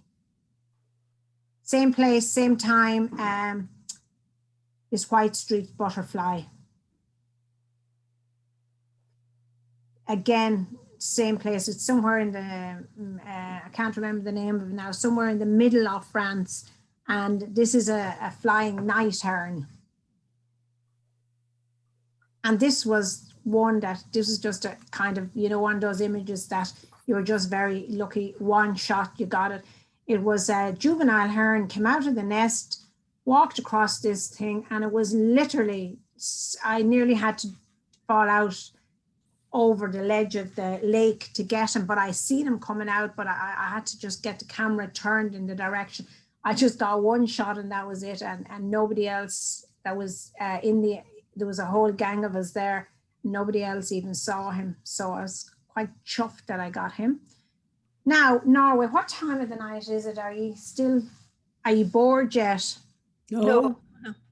Okay, so I've been to Norway, I think it was March 2017. Marek? Yes, with Marek. Again, a great, fantastic place to go. Now, we missed the Aurora, but you know what? It didn't matter. There was just so many good shots. I know these are some of the iconic shots that everybody gets there, but you know what? It was just lovely. It was really, really cold as well, but everywhere you turned, there was an image. Everywhere. You just wanted him to stop all the time. You know, there was the beaches, and this is all snow, big lumps of snow or ice on the beaches. Look at the colors. Oh, I think that's the same beach. What shutter speed was that? Off the top of my head now, Bernie, I can't tell you. Okay. But probably, no, I won't guess because I don't know. These were just in the late evening, going by some places we just stopped. Look at this, the sun, it was just,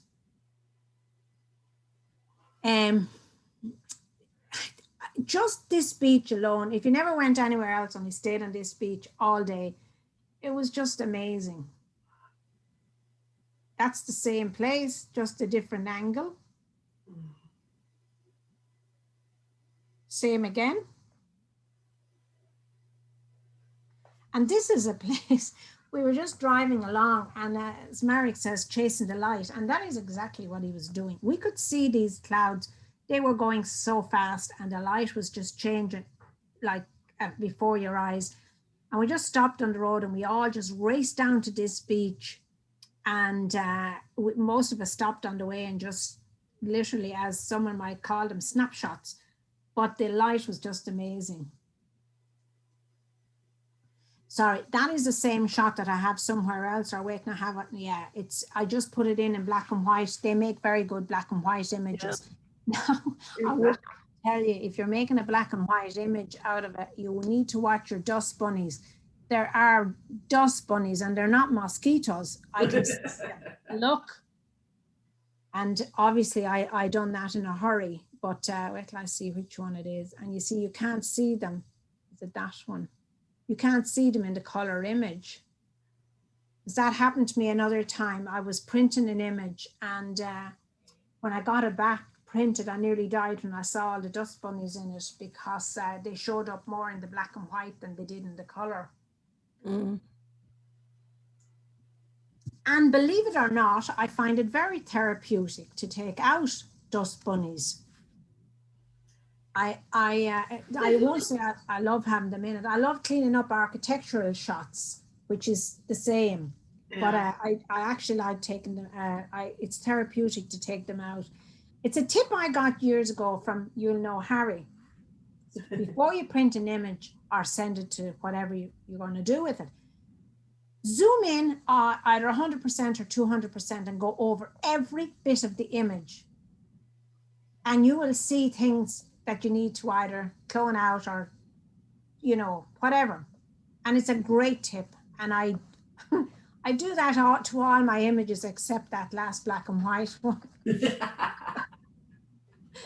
Yeah, no, I do it most of the time. This is Tuscany in the early morning in the Belvedere area. Some fabulous shots. You probably have seen some of Marik's shots that have won international awards. Well, some of them were taken in these areas. In fact, you might have seen the one that he won. Yeah. He was a tree. That's the same tree, but I don't know where the sheep are. Look at them. They're over there. He waited longer until they came here. But there's this gorgeous landscape there. Now, I have to show you something. You see this image?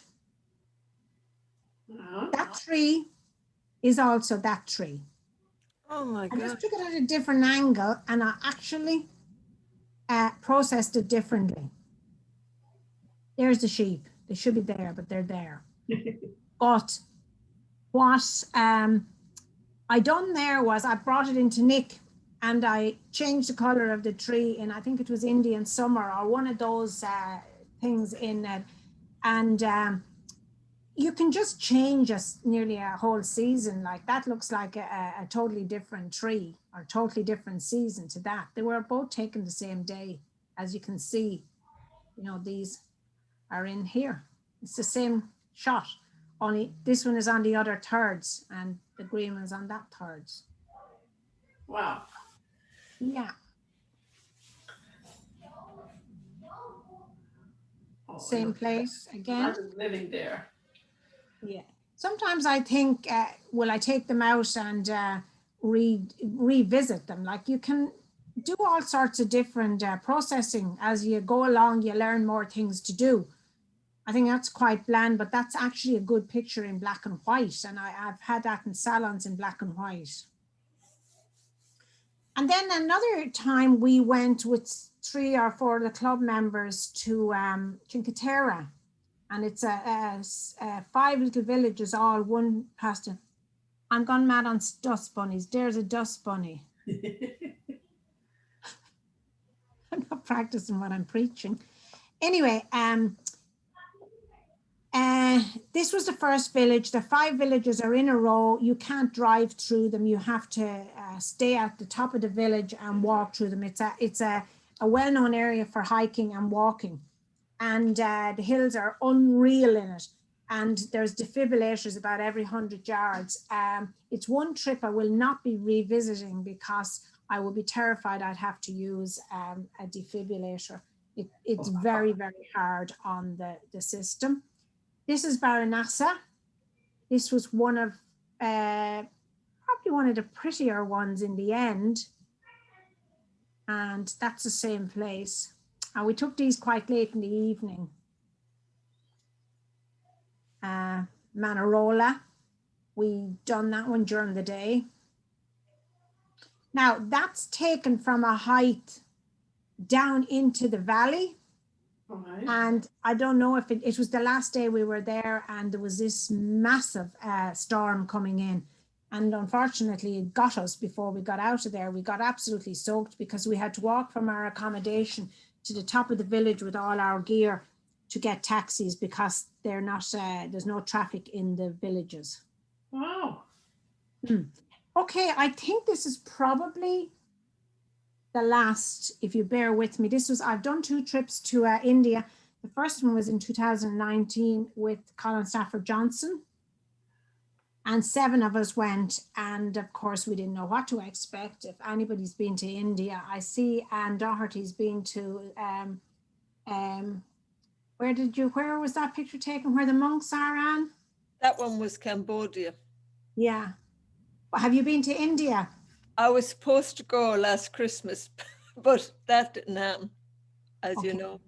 Well, I'm hoping to go there again maybe next year. Are you? Yeah. And I'll be looking for people to go, a few people. I might just go with 2 others, or we'll see. I was planning it for this March, but needless to say, because the second trip I organized it myself. So anyway, this was the very first day, and I remember we were in the park a good while, and the guide said to us he could see a tiger and blah blah blah and whatever, and it was stripes in a tree, and I thought, in behind the bushes, we better get to see more than this. So within minutes, that tiger came out. We had full view of that tiger, I'm sure, for about an hour, which was unheard of, really. Talk about luck the first day. And this is him spraying all the trees. He would have gone around all those trees to spray his scent to mark his territory. And then he went down into a pool, and he spent at least an hour at the side of the pool. Now, we didn't get quite as close as this. This was 2 days later, when we were literally, he is looking up my lens, as you can see, and there must be about 10 jeeps around trying to get in seeing him. But an absolutely amazing experience. And I think we saw 5 adult tigers altogether. We saw 2. He was okay with the people around. They're well used to them, as long as you don't get out of the jeep. You get out of the jeep, he might look at you differently. Yeah, bit of food. Well, while we were there, there was somebody mauled and killed. Oh. A villager, but it seems that she was bent down in the grasses, and of course, the tiger, he didn't eat her, he just mauled her and killed her. But they just become complacent, and they forget that they're around, and it happens. But the guys explained to us why they don't go near the jeeps is because at some stage they would have gone to them and they realized they're just a lump of metal and can't eat a jeep. They don't pay attention that we're people. But if we're moving or getting out or getting up and down in it, it could be different. So there's absolutely no way. They're open top jeeps. There's no way you can get out of them. So I like this guy because he has a pin sharp fly in his nose. Oh yeah, very good. Now this guy sat with us for about 20 minutes as well.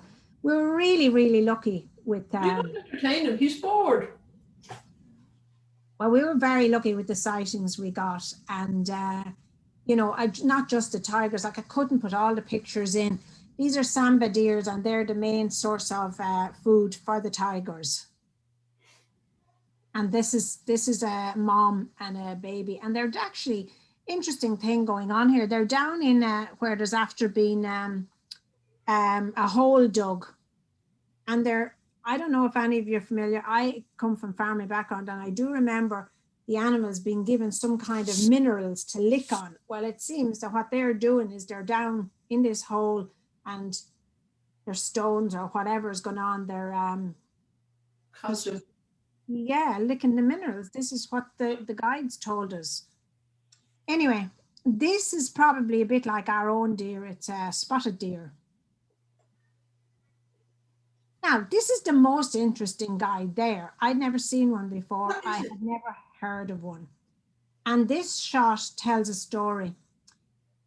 We've seen them a couple of days, but they rarely come out in front of you. And this was a path that we were driving along, and he literally crossed our paths and stopped in the middle, and you want to see how quick we got out of there. Because the guide and the driver didn't know what might happen. Right. And, and I have to say, I got a few nice shots. Colin Stafford Johnson was very impressed with these shots because he had never really got good shots of these guys before.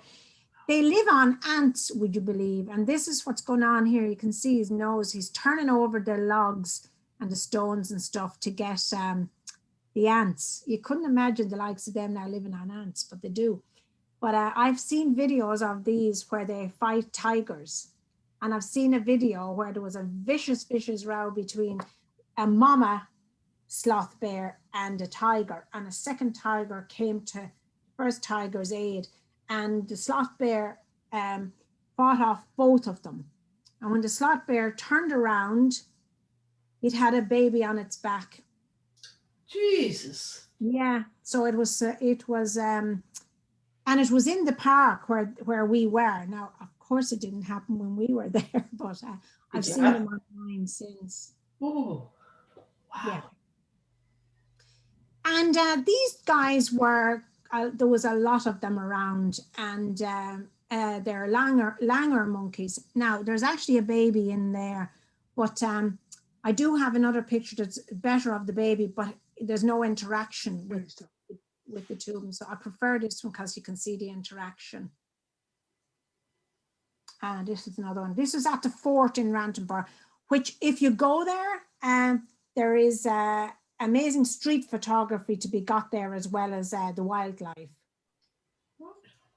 This is the very first picture I took the first morning we were there. It's a little bit on the soft side, but it means a lot to me because it was the first one. And it's an Indian gazelle. And I never got another Indian gazelle for the 2 weeks. And it's the same morning. Again, he's a little bit soft, but again, let me add that you can imagine on our first day there, I didn't know that you could ask the guide or the driver to stop while you take a picture. So the first lot of pictures I took, I was taking them as we were driving along in the Jeep. Oh my goodness. So then I asked about it, and the guide said, yeah, you can ask and we can stop anytime, because there's only 4 people per Jeep. So if we ever need a drive-by shooting, you're our person then, huh? That's it. This is a mongoose. Not a good picture, but I left the whole thing in because actually what he's doing is he's robbing a bird's nest. Oh, cheeky. Yeah. These are the squirrels in India. They are like chipmunks, but they're 5-striped palm squirrels. But they're everywhere. They're not hard to get. They are in the sense that they're fast.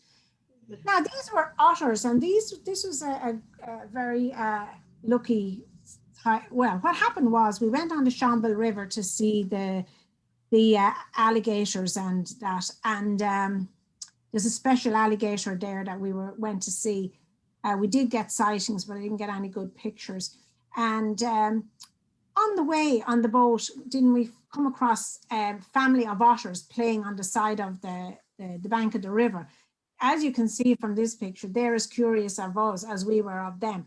But because they were moving so fast and we're in a moving boat, it was very difficult to get good shots of them. But we all got to just sit there and watch them for a while. It was amazing. Cool. Oh. Now, this is a marsh crocodile. This is what we went to see. It's an awful pity I missed his tail, but what happened was we were coming close to him and he's so camouflaged, we didn't see him. But when he saw us, he dived into the water. Then we all saw him. But I think what I like is this looks like it could have been his mouth open.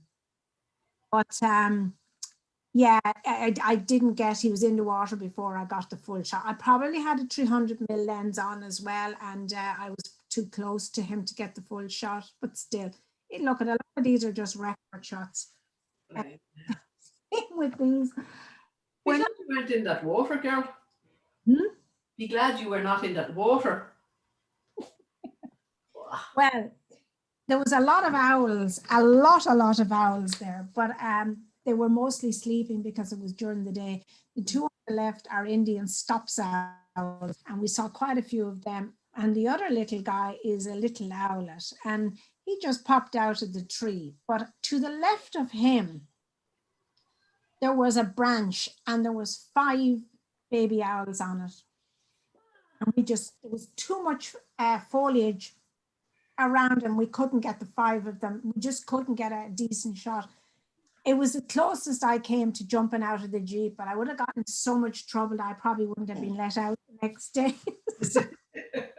I let the picture go. And I was a few minutes later, then I saw this, so I just had to be happy with that. A wryneck, again, another thing that literally I got one shot and he was gone and nobody else saw him.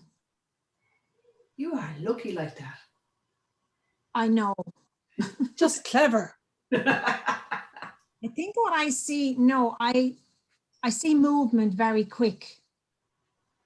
So this is a greyback shrike and a wood shrike. And the wood shrike, I've left all of this in, and actually if you saw a bigger picture of that, you can see all the cobwebs and all. But the wood shrike puts their prey, so does this guy. I think he might do something similar, but this guy, they impale their prey on these thorns to eat it, like a frog or a small bird or something. They are quite small. Both of those birds are quite small. You'd be surprised at what they but look at the beaks. You see, got the turn in the beaks. Yeah, and of course, this was this is my favorite shot from that first day. What happened was, again, I was standing up in a moving Jeep. The guys had no idea what I was shouting at to get. Look at them, you know. Mike Pilkington, whom you know, was with me. And he has discovered since that he does have these pictures, because I said to him, you had to have taken them, but he didn't know what he was taking. They're like angry birds, but what I love is the fact that their tails are down on two and the tail in the middle one is up. Now, I had a guide demented for the rest of the trip because I said, really, I need 7 of them, because they're actually called the 7 Sisters. Now, they're actually jungle babblers, but their nickname is the 7 Sisters because seemingly they live in sevens.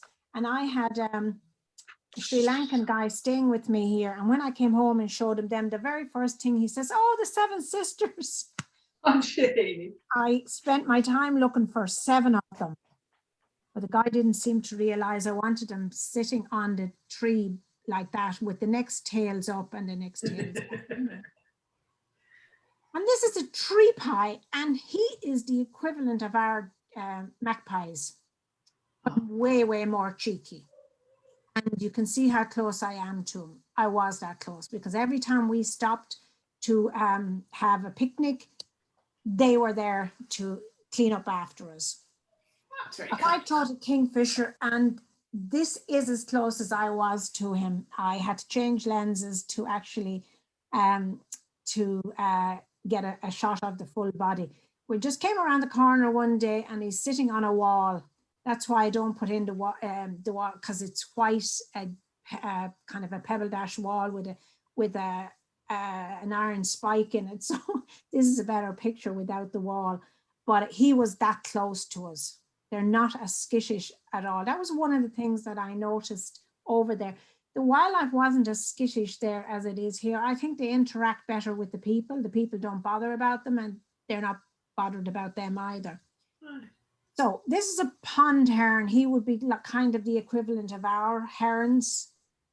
And this, again, I said earlier about the black-winged stilt. Look at the pink legs of them. And if you get I do actually have some of them with nice reflections, but it's hard to put every image in. I just put this in because I think he's called a painted stork and the egret is in the background. I think it looks a bit like a painting. That she. Oh, it's nice. Beautiful. Yeah. Now, there's called a painted stork. That's just what he's called. I don't know why he's called painted. Oh. Okay. Google it. Now, there was tons of different types of swallows over there, but I think this might be the only one I've put in. He's a wire-tailed swallow. Look at the length of his tail. Oh, yeah. Yeah. And again, it wasn't that difficult to get them. We just came, the same place the stilt was. These were in another, sorry, that's a different place. These were in another, just across the road from it. And there was tons of different types. He was probably the most interesting. Okay, then we went to another bird park. It's just birds alone. There's no none of the wild animals there.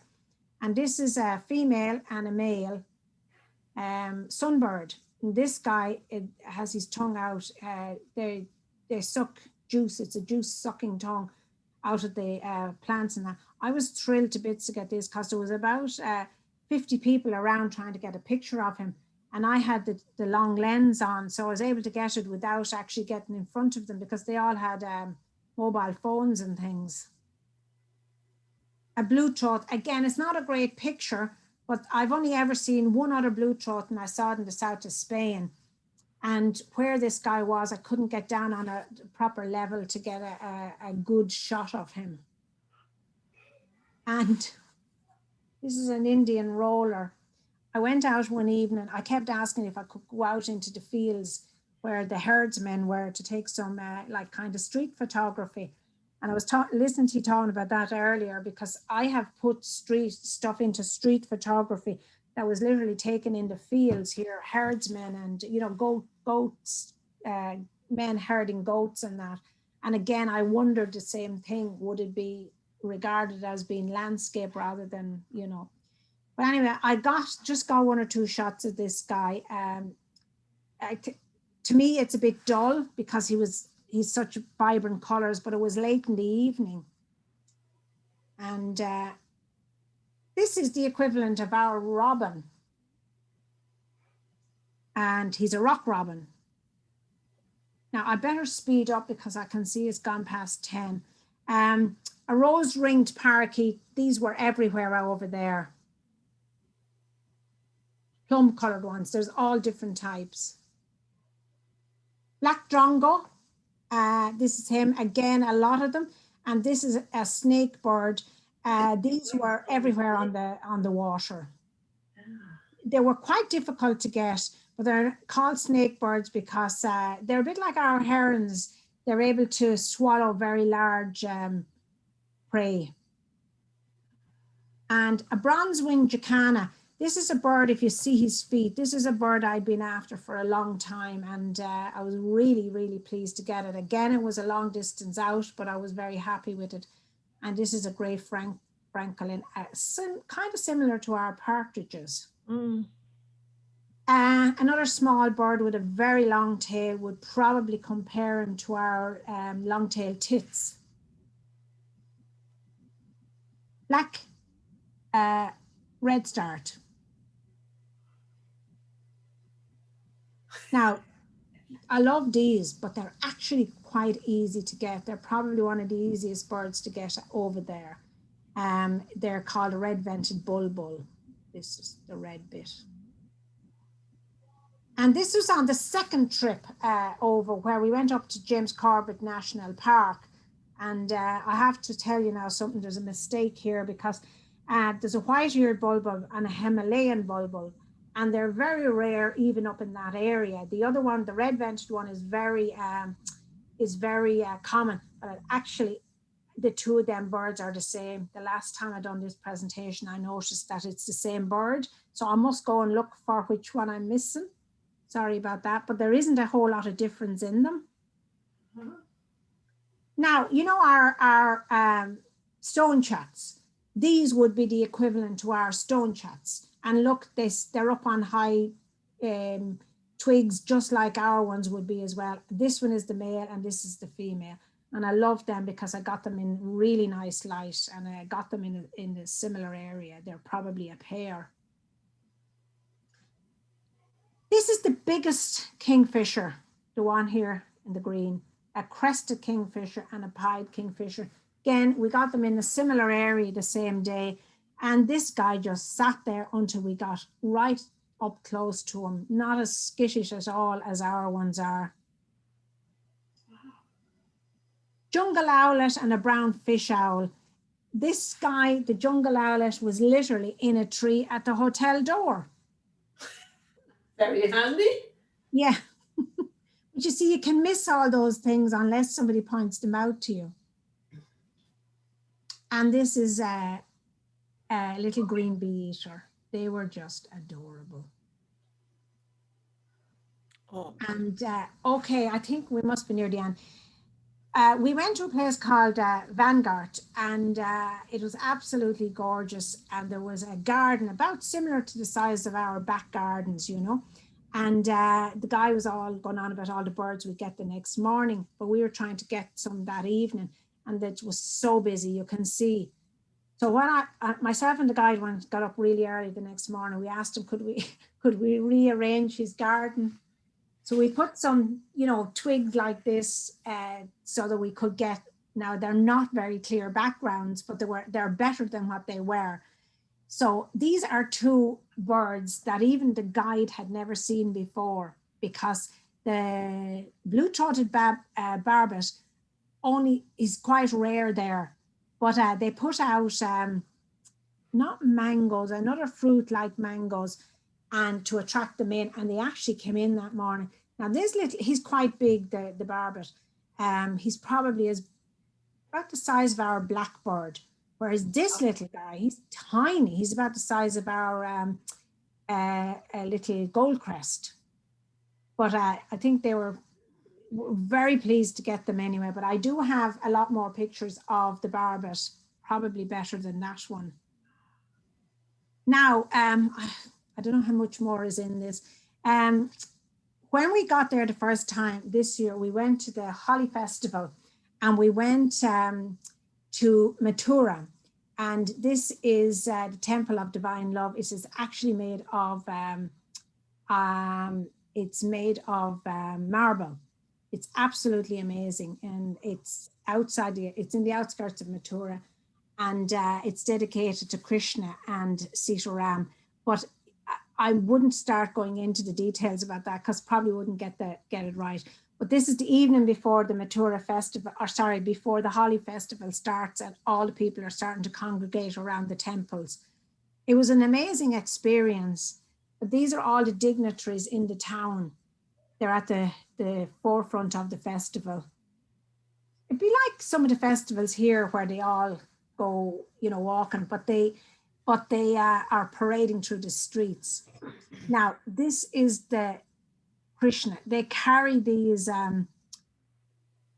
big monuments to, it's a Hindu festival, and I probably wouldn't get all the story right, but these are the dignitaries in the town, and our guide actually knew them. So we got some pictures with them. And the guy here with his head hanging, they sent him to look after us. So there was 3 of us, and we ended up with 2 guides between the 3 of us.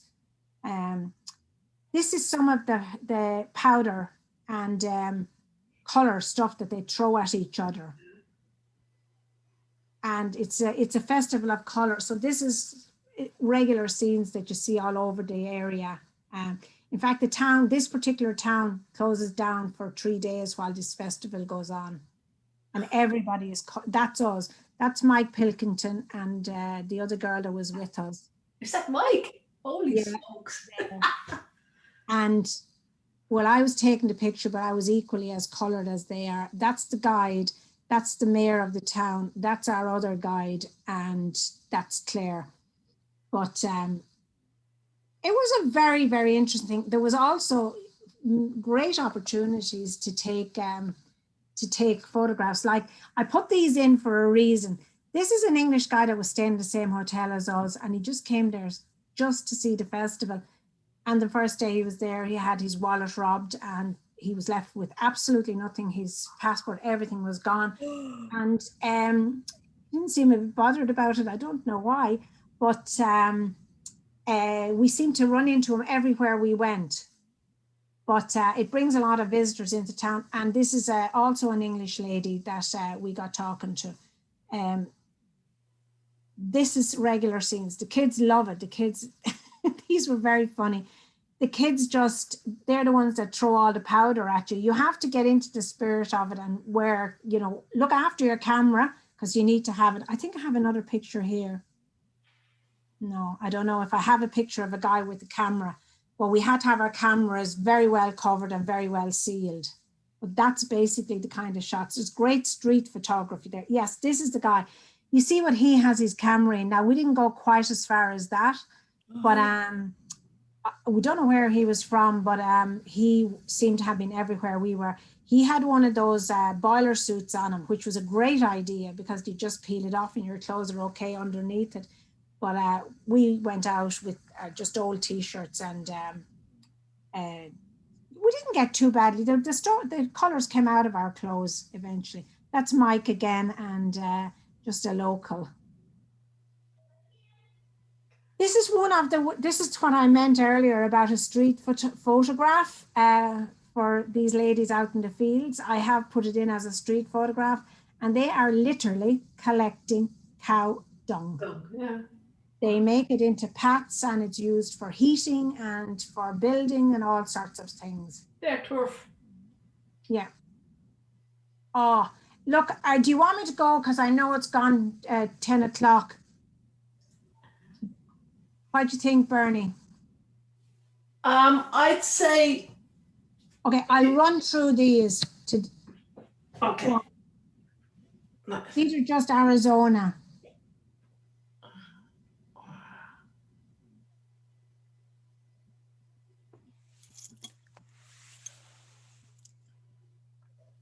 Oh, I didn't realize I have too many pictures. This is a picture that has won tons of competitions. Wow. This one also. Yeah. That's, I don't know why that's in there. That's New York. That's the that tower in New York. Look, there's a few models in here.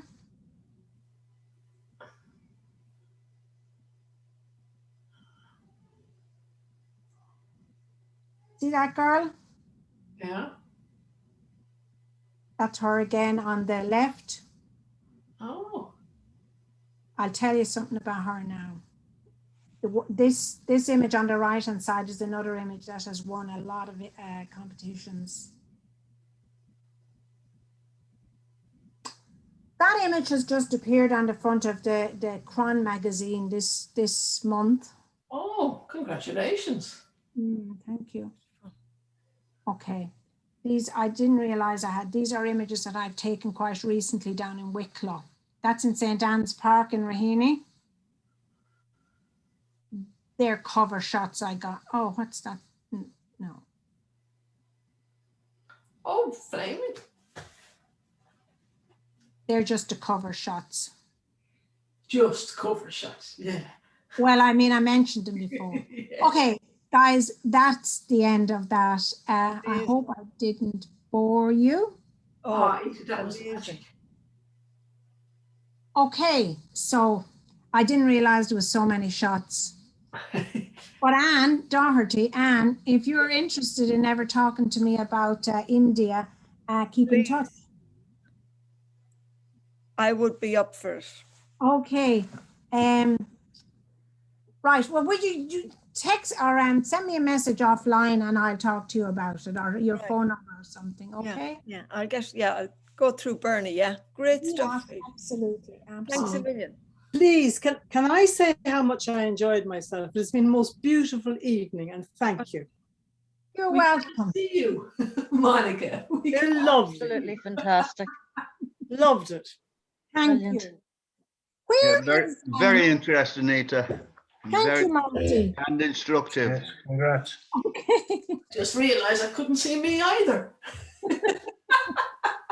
Yeah, well, I think my life changes as the night goes by as well. In fact, I think more recently, I have a very bright screensaver on the second screen, and I think it gives me a glow or something. The guys were always saying to me they couldn't see me because whatever way the light is in my room, I was always in the dark. Anyway, Martina, what's her name? Where's Martina? Is she gone out of the club? Martina Flanagan. No, she's not. She's still in the club. Me is Monica. Oh, sorry, Monica Flanagan. Sorry, yes. No, but there's a Martina that I was. There is, yeah. Does a lot of flower photography. Yes, that lady. Martina Morris. Yes. Martina Morris. Yes. Yeah, she's still with us. Yeah, she's still a member. Okay, because oh, what's going on here? My screen has gone funny. Well, we can still see you, Rita. Oh, one sec. Okay. So, Did you want a message passing on to Martina? Yeah, just say hello to her. Because no, I see her still on Facebook and on Flickr. But whenever I was down there, physically down there, I actually met up with her. Yeah, yeah. We went for dinner. I don't think her mother's all that well at the moment, and I think that stops her sometimes attending these meetings. Yeah, she cares for her mum, who's quite frail. Okay, I Yeah. see. Oh, yeah. Okay, well, listen, thank you very much for having me. Oh, we would completely the opposite. Thank you for coming. Very, very much. I think, like I said, I was so engrossed in the pictures that I didn't even notice the light around me was gone. And I think it might have happened to others as well. So, Ita, that was fantastic. It was, really, Ita. really enjoyed those 2 Brilliant, hours. brilliant. So, thank Sorry you. about the messing with the thing. It was actually the yolk on my hand that was causing it because it stopped when I took it off. Now, Joe had to leave earlier, but he sent a text to say, excellent shots. Pity he had to go. Could we get you back next year as well, please? Please, Yes. brilliant. Yeah, Yeah. no problem. Like the thing about Zoom is it's handy. Now, because like when I went to Boyle before, like you were driving for several hours and you know what. Several hours. It's only 2 hours, girl. Is it? Yeah. Okay. Well, an hour 50. Each way. Yeah, well, you see, this is it, yeah. But, the Zoom is brilliant. Yeah, no, but you see, what I think is going to happen now, a lot of clubs are still going to do Zoom, maybe for speakers, maybe for judging, because you can throw the net wider for both speakers and judges. Yeah. You know, like we couldn't, for instance, as you know, Bernie, be bringing judges up from Cork or somewhere like that. Yeah. So we were getting them as local as possible. So we can do that now. Yeah. And we've had a lot of English speakers. Yeah. So I'd say maybe, I wouldn't say every month, but maybe once every 2 months or something like that, we might be getting one. I'm not on the committee, so I don't know what they're talking about. Yeah, but see, you guys again, you have the advantage of once a week, we're once a month. Oh yeah, of course, yeah. So, but yeah, no, it'll. Sorry. You could change that. Well, see, people have a lot further distances to come. Some people travel for almost an hour and a half to get to the club. So once a month. Sure, yeah, okay. Is adequate for the moment. Okay, well, listen, I'll let you go. You might want a little chat on your own. Thank you very much. Lovely meeting you all. And thanks a million, Isha. I'll be in touch. Yeah. I'm going to get you back next year, Isha. Yeah, okay, no problem. And you can be specific, maybe like, you know, because a lot of, oh yeah, I was going to tell you, girl, that model. Yeah. She got her vaccine on the 4th of May. Got her vaccine on the 4th of May. And she passed away on the 21st of May from the vaccine. Oh dear. That was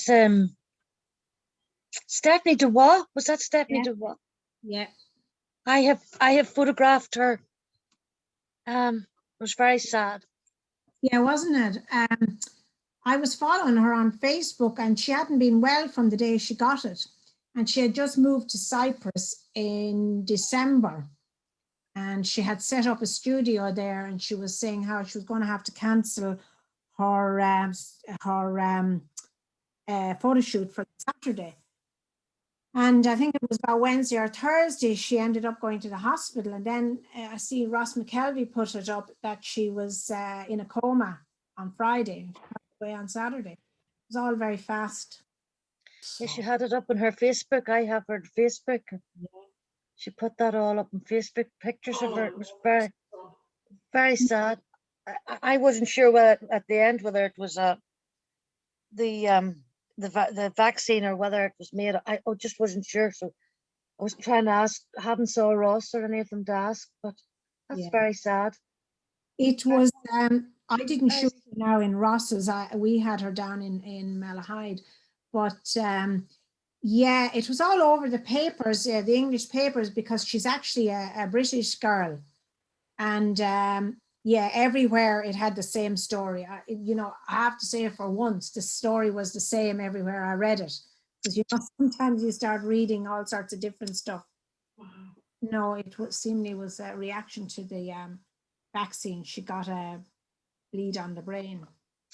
Terrible. I'd shot her with Ross. Yeah. Yeah. Who's talking there, Anne? It's on. It's on. I got an invite tonight. Come on tonight. I'm in the north. Would never have guessed.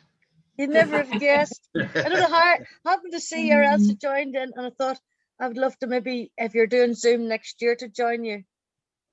If you're doing And Zoom. what's your surname? Irvine.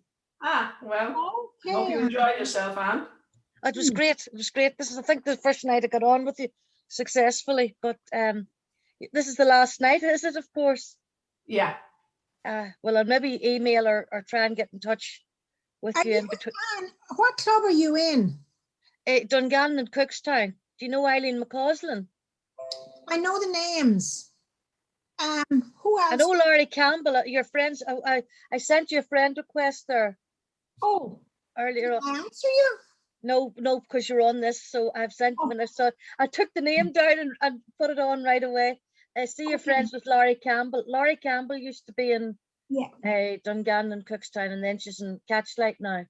Okay, actually, I have her book. Somebody gave me her book this Christmas for a present. Oh, I didn't even know she had a book. Does, yeah, on Scottish wildlife. Yeah. Oh, very good. Who's the other woman? Anne Gibbon. Is it Anne Gibbon? Anne Gibbon, yeah, I know her too, yes. Yeah. I don't know any of them personally now, but you know, but I know Catchlight, a lot of them, they're always in competition with us. They're in competition with us too. They're top of the leaderboard. I think they were top, were they? Oh, the bad boys that didn't congratulate them. No. I did. I didn't know Jared. Have you know Jared? Have you ever? I haven't ever shot with him. I have actually. I think 3 times my booking with Ross has been cancelled. All right.